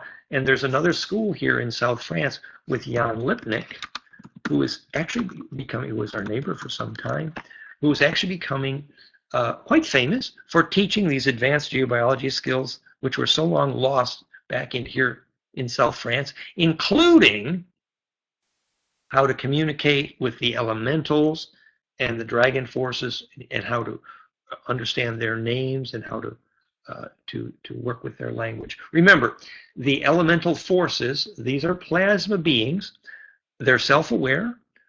They have a great deal to do with how the plasma charge is conveyed to our agriculture. And the elementals are consistent. They believe that the humans are drunk because we're not working with them. And not working with the elementals is a direct cause for having tornadoes and storms be out of control. Hint, the United States. How many people in the United States are working coherently at a high level with the elemental forces? Until you do, I say the United States will continue to deserve storms that are out of control, because the elementals are angry, and they should be angry, And this is biofeedback 101 for humans that do not work with their elementals. They should have weather that's out of control. It's normal. And the biofeedback here is that we must learn to work with the elementals, to communicate with them, and to learn their language. Because at a high level, the gnomes and the druids and the angelics, these beings are plasma storms, which necessarily should be angry with the humans for failing to communicate. What we have here is a failure to communicate. I recommend also the working with the elemental skill with Marty Kane, and I believe that's martykane.com. Worked with her for many years and communicating with the elemental forces. She took elementals from our New England country experiments and took them into Boston, and the elementals had a great deal of difficulty surviving urban environments, and we now know electrically why. So this is all part of the plasma science of advanced geobiology and advanced biological architecture. And by the way, the drawings of the children who are able to see the elemental forces there are very inspiring, and really, it's a whole new level of joy for young people to be able to see and work with elemental forces. And there's certain places in the waterfall here in the woods where the elementals are much more visible, just like elementals would be much more visible in plasma implosion like Theraphi. So Ray Newman has asked, how does HARP fit in and what is its responsibility? You know that I was quoted, Nick Begich interviewed me when he wrote the book Angels Don't Play This HARP, and I do believe they were using low frequencies to modulate the high gigahertz frequency for selectively heating the ionosphere in the HARP project. I believe that the original HARP array in Alaska is completely shut down now, and I believe a lot of the conspiracy theory about that was mistaken. But it is also true that by using the same low frequency ELF as the Schumann and brainwave harmonics, the HARP was a very insidious device, and fortunately it was very unfortunate for a living plasma. So in that sense, it was not good. But it's also true that that kind of interferometry can be used for controlling the weather and storms. And that's what Tom Bearden is referring to as the Russian woodpecker in his book Excalibur Briefing. I'm typing in the title here. But basically, plasma interferometry are large storms, and that is what's possible by modulating low frequencies onto microwave conjugate interferometry. And we have a website about that. And that's a bit beyond the scope of tonight's course. So in summary, it doesn't mean that you shouldn't use the low frequencies to modulate the high as in HARP, but it means if you don't know how biology requires coherent and conjugate use of those low frequencies, it is dangerous to do so. Similar to why I would say that not all genetic engineering is bad. However, if you don't know what makes a soul in DNA, you're not entitled to be a genetic engineer. I'm not saying that all genetic engineering is evil. No. You know, Enki's other name, Nudimud, meant the cloner. No, but what I am saying is if you don't know what makes a soul in DNA, you're not entitled to hack up DNA because you are clueless. And the soul in DNA becomes because of the recursive implosive phase conjugate braiding long wave to short in DNA actively induced by the phonon coherence called human bliss. So if you understand that physics, then you might qualify to become a genetic engineer. Until then, you ain't qualified. Like the guy who made Dolly the sheep created one of the most painful deaths that the planet has ever known, I think. So. And by the way, that guy was involved in Rosalind Chapel. He administered Rosalind Chapel, designed Dolly the sheep, and it was all bad news. Okay. Reason to suspect HARP is a laptop version is by being disturbed with violence of the weather. Well, Ray Newman, that hypothesis is central to half of Tom Bearden's life. That's what he wrote about half his life about the Russian woodpecker. And it's true. The Russians were using longitudinal microwave interferometry because they got the phase conjugate microwave engineers who left Germany. Even though the Americans got the jet propulsion ones, the Russians got the radar engineers. And so they had phase conjugate microwave before, and that's what the Russian woodpecker was. And that was, yes, you could create these columnated plasma lines in the clouds, the Russian woodpecker, which Tom Bearden documented. So there is a conspiracy theory aspect of this, fine, but it's also the physics of how you make a mind. So I think we should understand conjugate interferometry, over and above the context of conspiracy theory to understanding how it creates sacred space and the spiritual. And of course, everything that's powerful spiritually is also very dangerous. Hello, welcome to growing up. Yes, conjugate interferometry is a threat to national security, but it's also how you make the flame in the mind. So maybe we should understand the physics of mind. And yes, one good shaman is far more powerful than George Bush's entire military budget. Absolutely true. If you ever watched a good shaman take out a computer, you know that a plasma cloud can do that. What does this mean? Oh, yes, it means every military on the planet right now has to rush out and get the best shaman. Well, better than that, every shaman knows that the more shareable you are, the longer you're going to live. So no shaman wants to get involved with the military unless there's pure intention to serve humanity, because it's antithetical to the possibility of having coherent plasma. So there's a certain catch-22 here, in that if you don't really have good intent, ultimately it's down the tubes, just like the climax scene from the movie Ghostbusters, the climax scene from the movie Flatliners. It's all the same. Unless you're a shareable wave, it's down the toilet for plasma.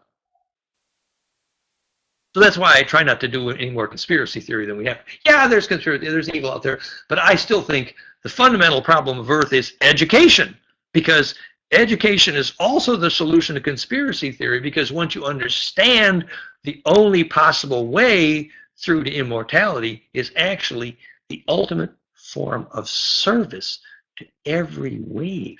I mean, if you actually think and feel and have a eureka bliss experience, which is by definition a perfectly shareable wave. It means you're imploding. It means you're attracting charge. All biologic plasma wants to come to you at that point. You become God or the shaman or the druid or whatever you want to call it. That is the opposite of having, evil intention, because ultimately that's the only thing that actually attracts charge sustainably. So therefore, there is a solution to conspiracy theory, and it is becoming graceful.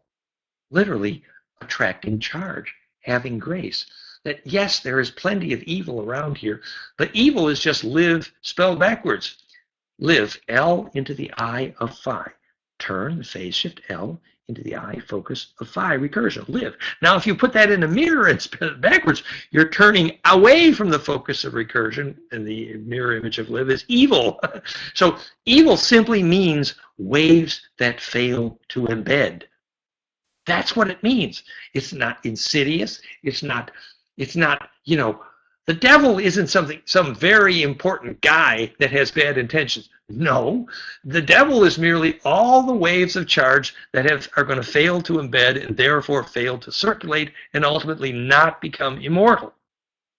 So perfected circulation of charge, the definition of life and goodness, and failure to embed, which is evil. So as long as you focus on the possibility of achieving perfected circulation and distributing that pure principle, all this evil simply falls away. And personifying evil as the devil or Satan is kind of childish, because ultimately failure to embed does not have a personality. No. Even the word Satan, Satan, was simply the name for Enlil, territorial administrator. And the name for Lucifer was the other name for Enki. And Lucifer's only sin was saying, you too can be God. And guess what? He was right. Okay, right now it's about the architecture. Yes, okay. Yes, did we carry on here? So let's see. We were supposed to, maybe we didn't do quite a complete job in introducing the fundamental concepts of biologic architecture, but basically you all know that's at goldenmean.info/architecture, and our partners around the world, Aldrich Hosman in Prague and Michael Rice in Czech and in Ireland, and wonderful Arturos and Nina's school there in Mexico City, Psychogeometria, BioArchitecture.com, or type in the link. We have wonderful partners for biologic architecture around the world, and our Mexico City group there, Nina and Arturo, are very commercially successful, as well as having an educational curriculum in Spanish. And together with them and others, we've sponsored the largest university conferences on biologic architecture in the history of the planet. So the biologic architecture curriculum we started is successful, and it's global, and it's real, and it's based on the physics of a pure principle. And it's all there. It's all a shareable wave. And more people are beginning to understand that biologic architecture is a science of imploding charge. Okay. Now, this evening's more esoteric stuff, we were supposed to talk about Temple as plasma accelerator. And we got into this a little bit in the last class.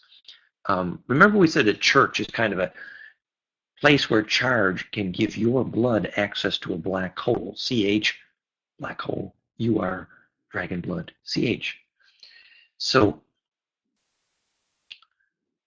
we were giving the example in the last class conversation about Akhenaten getting this homework assignment from what we think were the Syrians, if we are to believe God King Akhenaten, book by Daniel Stewart, who said the Syrians, which we think there was a component of Syrian blood in Enki's mother's bloodline related to what Anton Parks called the Kadistu, the origin of our term caduceus. And the Syrians supposedly had said, remember now, Akhenaten, if we understand correctly, as part of the royal line of Egypt, is named Thothmosis. Now, Thothmosis, the name of the Egyptian royal line, transliterated means Moesius, means sons of, as in Moses. Thoth, and Thoth, otherwise known as Tahuti, or the line of David, basically Enki's chief science officer. Vincent said Thoth was a myth, but Vincent was wrong. Thoth was a person, and was of the Anunnaki Uras group. And so the royal line of Egypt, the name of that line means sons of Thoth, and which literally means, part of Enki's hermetic genetic experiment, which means that Akhenaten was a climax of many generations of genetic intervention. Hence, Tutankhamun being a big part of the Christ myth. If you believe, again, Lawrence Gardner's documented the original thesis that most of Christianity is an Egyptian myth from Ahmed Osman's book Out of Egypt. So Akhenaten gets this assignment from the Syrians to build a temple called Amenti or Amarna.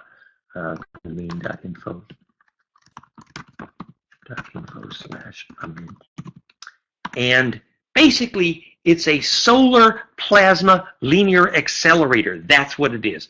Big part of it's underground. It's a plasma concentrator that if a group of people goes there and has a choreographed, intentional bliss experience together, presumably having already learned to lucid dream as a group, if they went there, it was called Dharana or Stargate in Sumerian or in Anunnaki. And Dharana, as in Uru Asa Lm, Jerusalem, Uru, dragon blood, Asa, queen of or royal of, El, the place of the phase shift of the royal Uru, Uru Asa Lm, Jerusalem, a Stargate. And we discussed about the war over Jerusalem probably should be canceled. They always have wars over the Stargate. However, that one is broken, so cancel the war. That was my suggestion. Instead, learn the electrical engineering to build one. And that's what we're discussing at this moment. So Akhenaten gets this job, and he takes all the money and he sticks it into the project, and he has a problem. He can't balance a checkbook. And so the bankers give him hell. And the bankers are the Amun-Ra priests. The bankers are the Amun line. Amun means Enlil. So Enlil's priests, the Amun, who are called bankers, give Akhenaten, they kick him out. And he runs for his life, changes his name to Moses, and becomes a gold powder cook, founds the Essenes, and that's the origin of the Jesus myth. Certainly the Essenes. That's sort of a thumbnail sketch 101 of Out of Egypt, House of the Messiah, which is literally the Egyptian origins of the Christian story, wherein a good part of the Jesus myth, as in solar god, is Tutankhamun, the son of Akhenaten, who was referred to as the righteous priest in the famous Essene scrolls and copper scrolls, etc., and the treasure, that whole treasure story. So that whole story, which is like, there's all the religious myths and the Grail stories, all starts there, is really about the skill to build the temple. Solomon's temple, the temple of the soul, Oman. What does this mean? The temple is simply a plasma implosive immortality machine. It is a device which enables the advanced, evolved humans to take their plasma through the star. It's that simple. So the reason that Anton Parks is saying most of the wars are over access to the Dharana. What did he mean? That all of the humans and the remnant Anunnaki and the Nephilim are unconsciously aware that unless they get through the Stargate, they're stuck in kindergarten, and that ain't good, because kindergarten is eventually going to be toasted because the sun is famous for burping. What do they call it? The solar flare maxima. So the real estate here was considered by them to be of tenuous value. You could use it for, a little DNA library, which is what they did, but you didn't want to hang out long term because the sun isn't stable enough here. Meaning that you got to get to the Stargate and get your plasma through the sun or you're toast. And so getting in line to get through the Stargate or Dharana was called the origin of war on planet Earth. This is a thumbnail sketch 101 to Anton Parks' version of history. Remember when he says that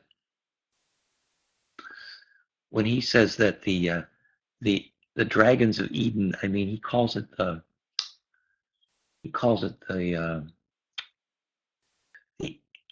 secret of the dark stars.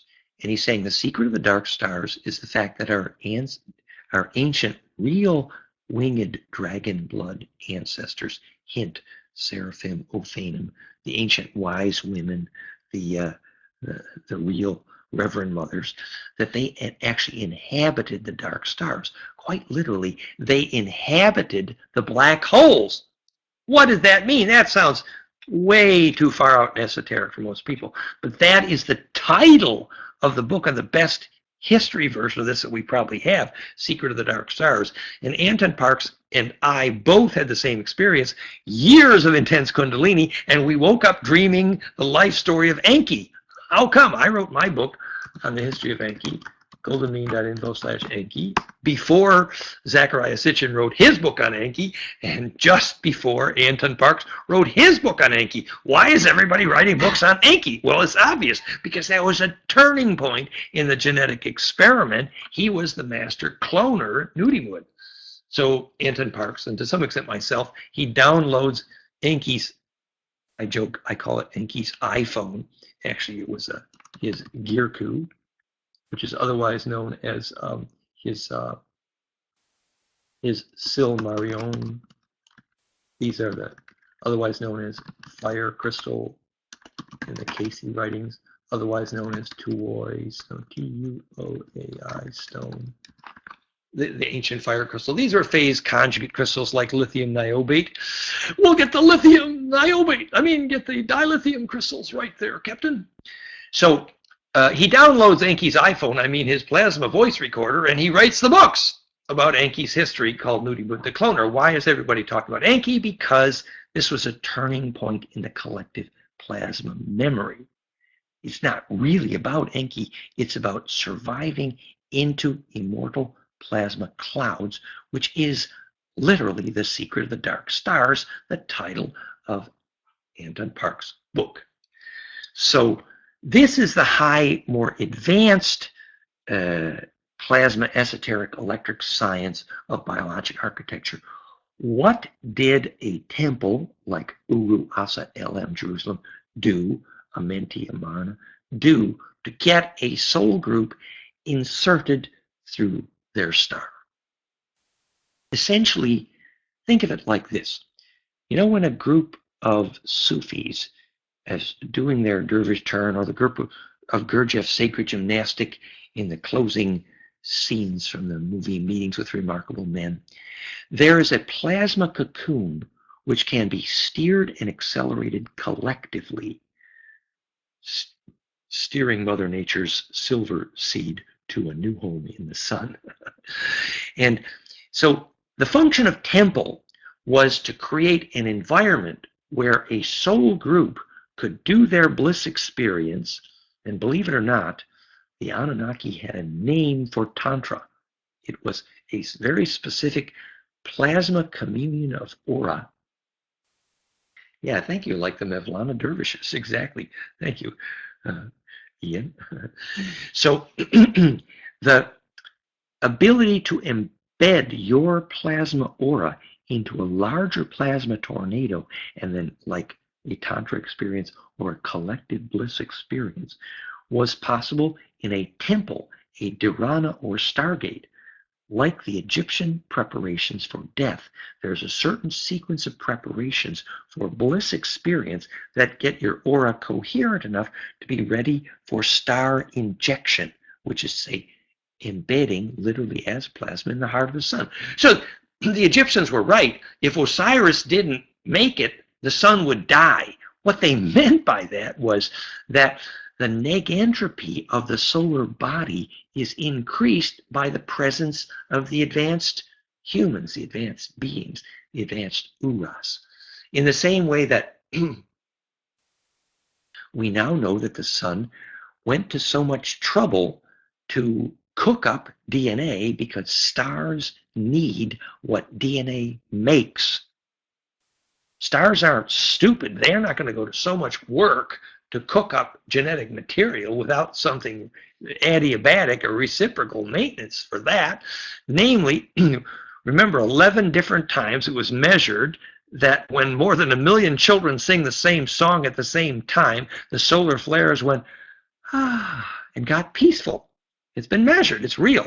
So we can make something which our star needs, and that is centripetal force. If only we'd learn what that is and how to make it, we could actually grow up.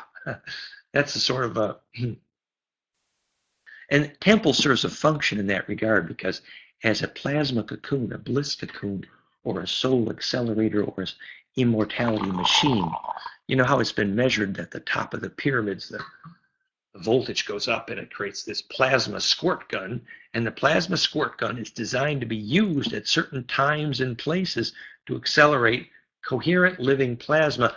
The body of the pharaoh is only the beginning. You know, in ancient times, only the kings were allowed to get immortal. Why? Because only enough resources exist. But now everyone can be immortal, and that is a science, and that's why we're here to make that information shareable. Okay. Hey, says Michael Jackson was making that kind of events, maybe on his good days. You know, the real meaning of edutainment, you know, a bliss cocoon, which is what we called the harmonic module. And the harmonic module is why we started on collective biofeedback at work at goldenmean.info/corporate.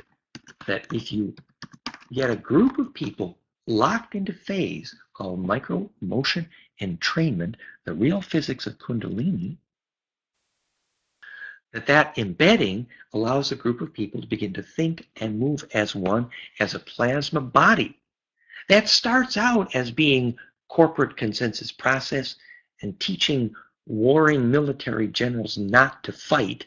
You know how you do that? You simply teach them to phase lock their EKG, HRV, and breath. And that's what we did with empathy training at heartstring.com. And that will be a part of the HRVapp.com, iThrive.com. And so consensus process is actually cocooning a collective plasma body that literally physiologically can function as one. That's why in ancient Tibetan, when you did something called taking refuge in the Tibetan tradition, what that meant was that the guru, quote unquote, the master, was accepting your plasma body to be permanently embedded in the group aura. But that meant that you're not allowed ever to get really upset, because if you lose it, you'll actually rattle the cage of the entire group. So you take responsibility for the soul group, but then you could take refuge in the aura, and therefore you would be protected from plasma parasites, for example. Well, that just meant it's plasma science, that how the groups could begin to function as one living body collectively. So all these ancient sacred traditions really truly resolve to the living plasma science of how our auras commune and embed. And that's what biologic architecture is designed to do, to allow that fusion process to happen among groups, to allow their auras to be cohered, communed, fused, and then projected, and eventually embed and go out through the heart of the sun, which is the only way in and out of here, and the only way to graduate from kindergarten. And the reason why all the ancestors who were useful, who were evolved, were called sun gods, because if they arrived and departed in a plasma cocoon, they were graduated. If they arrived and left in metal craft, you knew they were from the wrong side of the tracks and probably big trouble. ET Science 101, Astral Hygiene 101.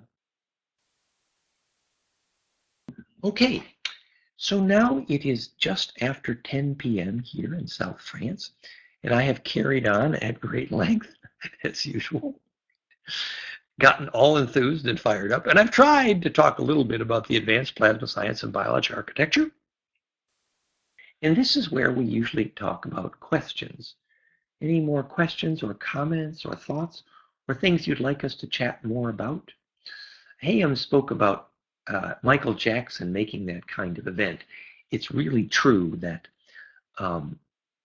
true entertainment ultimately needs to be involved in the business of creating a bliss field.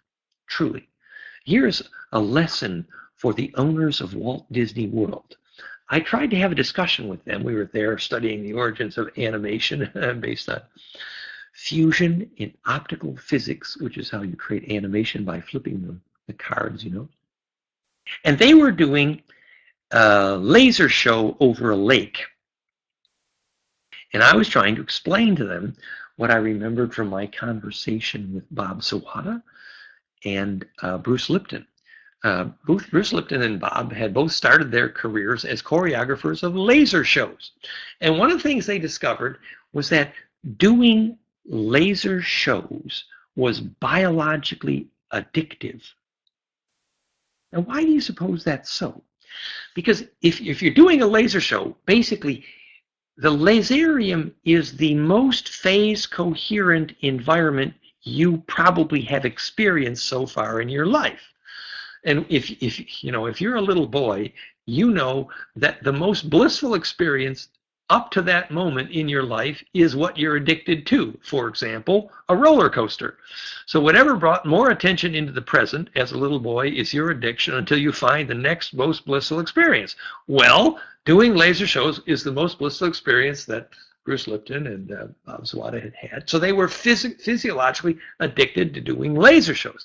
Well, moreover, then they discovered that if you do the laser show and build a temple out of lasers, what do you get? You get a plasma accelerator. Now, if you built a true Merkaba plasma temple out of, supposing you built this out of lasers, you would have an implosive plasma cocoon like no other. You would have the ultimate bliss cocoon temple, and you would have a plasma accelerator. So choreographing lasers to make temple is an example of what Walt Disney World should be doing to induce bliss. We know the exact physics of how to induce bliss, why it's what it does, why it's necessary to have an immune system. But if you cannot even know what the science of bliss is, then you can't build a bliss temple out of your lasers. So for Disney World to actually admit to knowing how to really make bliss experience. You could make billions, obviously, because people would come for bliss experiences, but you'd have to acknowledge what bliss science is. And that's 101 for biologic architecture. Okay, Susan says, my son is a sound design engineer for Sound Labs, and he's currently putting together a new sound product for theme parks. Excellent, for Disney. Well, please explain to them how you make a laserium into a bliss cocoon. And hint, I will tell you that we all flew to the laser lab in Seattle, Laser Fantasy, and they were doing laser shows for the Seattle football team. And we took an EKG from two people and gimbaled mirror. You know how laser shows are done. It's sort of like the electron. There's only one electron. It just gets around. Well, you got only one laser beam, and you got two gimbal mirrors. And by deflecting the X and Y axis gimbal mirror, you could paint, you could write text, you could paint pictures on a building with a laser. And so basically controlling the axis of the two gimbal mirrors is how you paint a laser show. Now, if that X and Y axis, which is exactly like the X-Y axis functions on an oscilloscope to make a lambdoma. You know what a lambdoma on an oscilloscope is? It's the phase relationship between the X and Y axis, which if you do the harmonics of one musical octave and you do the fifth and the third and the fourth, you make all these beautiful pictures called a lambdoma. The standing waves proving the phase relationship of the musical chords. Now, if that X and Y axis happens to be your EKG and my EKG, when our hearts phase lock, we're going to paint a laser show which measures whether our hearts are in phase. And we actually did that at Laser Fantasy in Seattle. It was funded by Stephanie Sutton Dearborn, the wife of Pat Flanagan, a longtime friend. And we invented the concept of the harmonic module together, goldenmean.info/corporate. When we were doing that work with laser shows. So this is an introduction for how you can actually make a bliss cocoon by making a phase lock with the most coherent form of light we have. Now, of course, if you took the laser light and you made phase conjugate mirrors in the laserium, and you then use phase conjugate sound and the plasma cocooning of the therapy, the potential for creating a collective bliss cocoon. And this is not just, a fantasy idea for Disney World. No.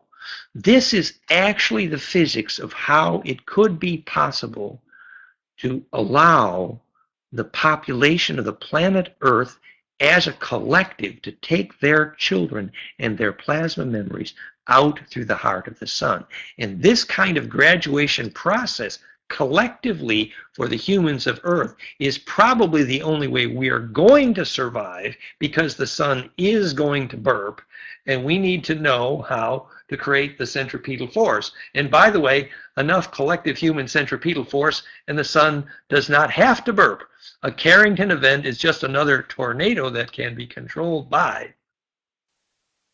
We have a website about that, the Carrington event, and controlling the sun's fire with the collective centripetal force of the humans. And ultimately, the sun is not saying it wants to toast the humans. No, what the sun is saying, unless the humans evolve to the point where they can steer the plasma of the solar fire, unless humans evolve to that point, we cannot be saved. It isn't about whether we become sun gods. It's simple. Until we grow up and create enough centripetal force in our plasma to steer a star, we're not savable. It's like grow up or die. Very appropriate. It's simple biofeedback. It isn't good or evil. It's simply the physics of evolution.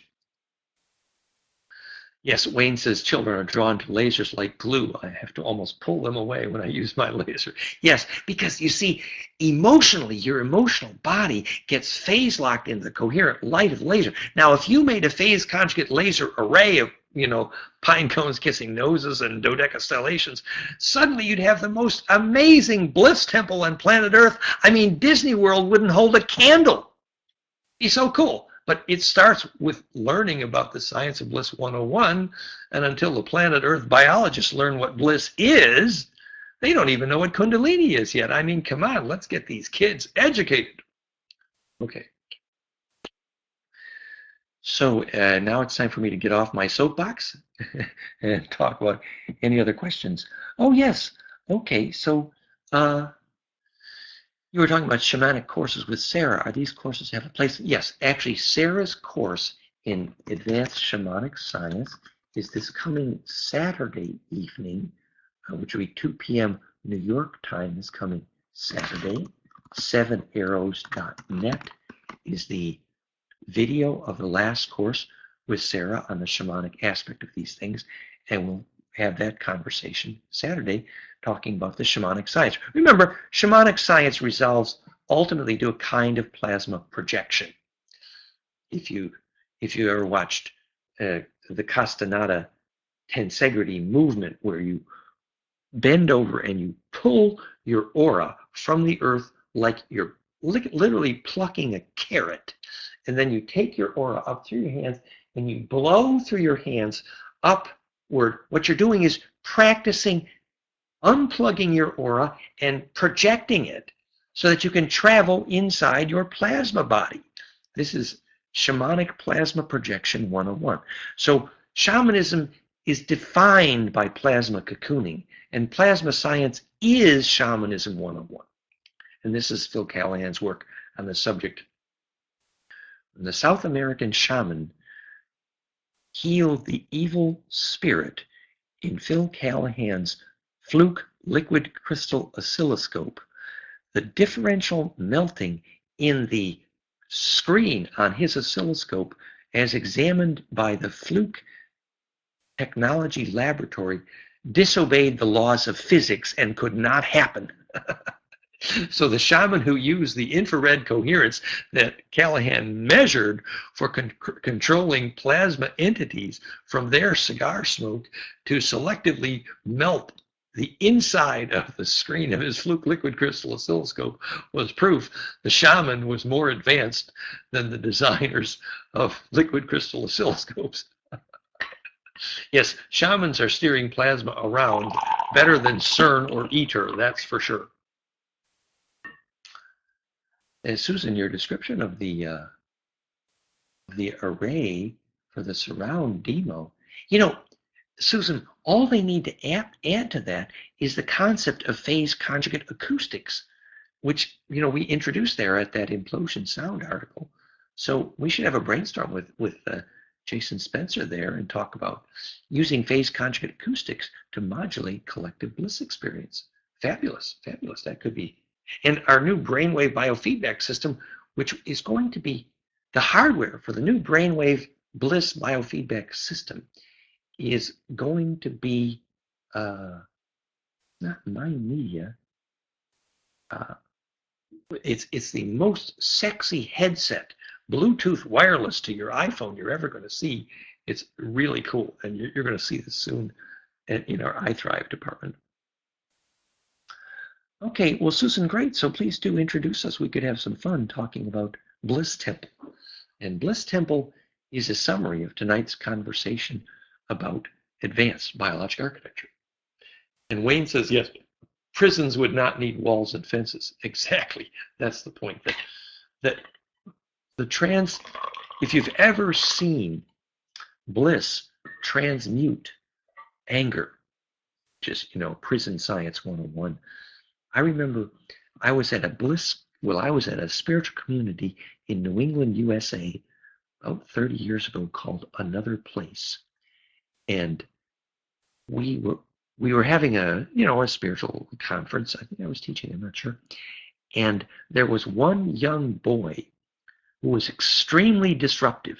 So he was angry and he was making noise and he was literally kind of preventing the whole spiritual conference from happening. And then we stood up to do what amounts to a bliss dance. It was a slow-moving Sufi circle dance holding hands. And so there we were in this circle dance holding hands. And I started to have waves of bliss. I was feeling this waves of euphoria go through. And for some reason, this extremely disruptive young boy, angry young boy, he came up To me, he must have felt it. You know how animals are attracted to Therapy and Stonehenge. Well, this young boy came up to me and he grabbed me right around here and he hugged me very tight, lifted his feet off the ground, and literally I'm walking in this dance and this young boy is hanging on to me for dear life, his chest right up against my chest. And at a certain moment, I could physically feel this wave of bliss go through this little boy. It was tangible. It was like a wave of plasma going whoosh, big, my hair stands up right now telling the story. And so this wave of bliss, I could just feel it going through the body of this little boy. 4 minutes later, we come out of this circle, and this little boy he is the most placid and peaceful, smiling and helpful little boy in the whole group. Complete, total transformation of an angry little boy into a helpful little boy in about 5 minutes flat, just because he held on and he felt the wave of bliss go through his body. That's an example of prison science 101. That is the solution to anger. Anger is merely self-destruction because, the physics of anger, if you look at the Centric wave shape, is max destructive interference, which is the decision to cancel out yourself because you don't believe you can serve.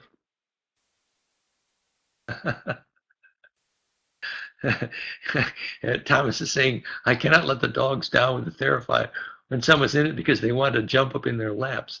They're literally tractor to the bliss. The dogs are tractor beamed into the bliss experience. Yeah, that's good, Thomas. Thank you. Well, good. So we had fun tonight. Any other thoughts or questions? Happily ever afters, biologic architecture issues?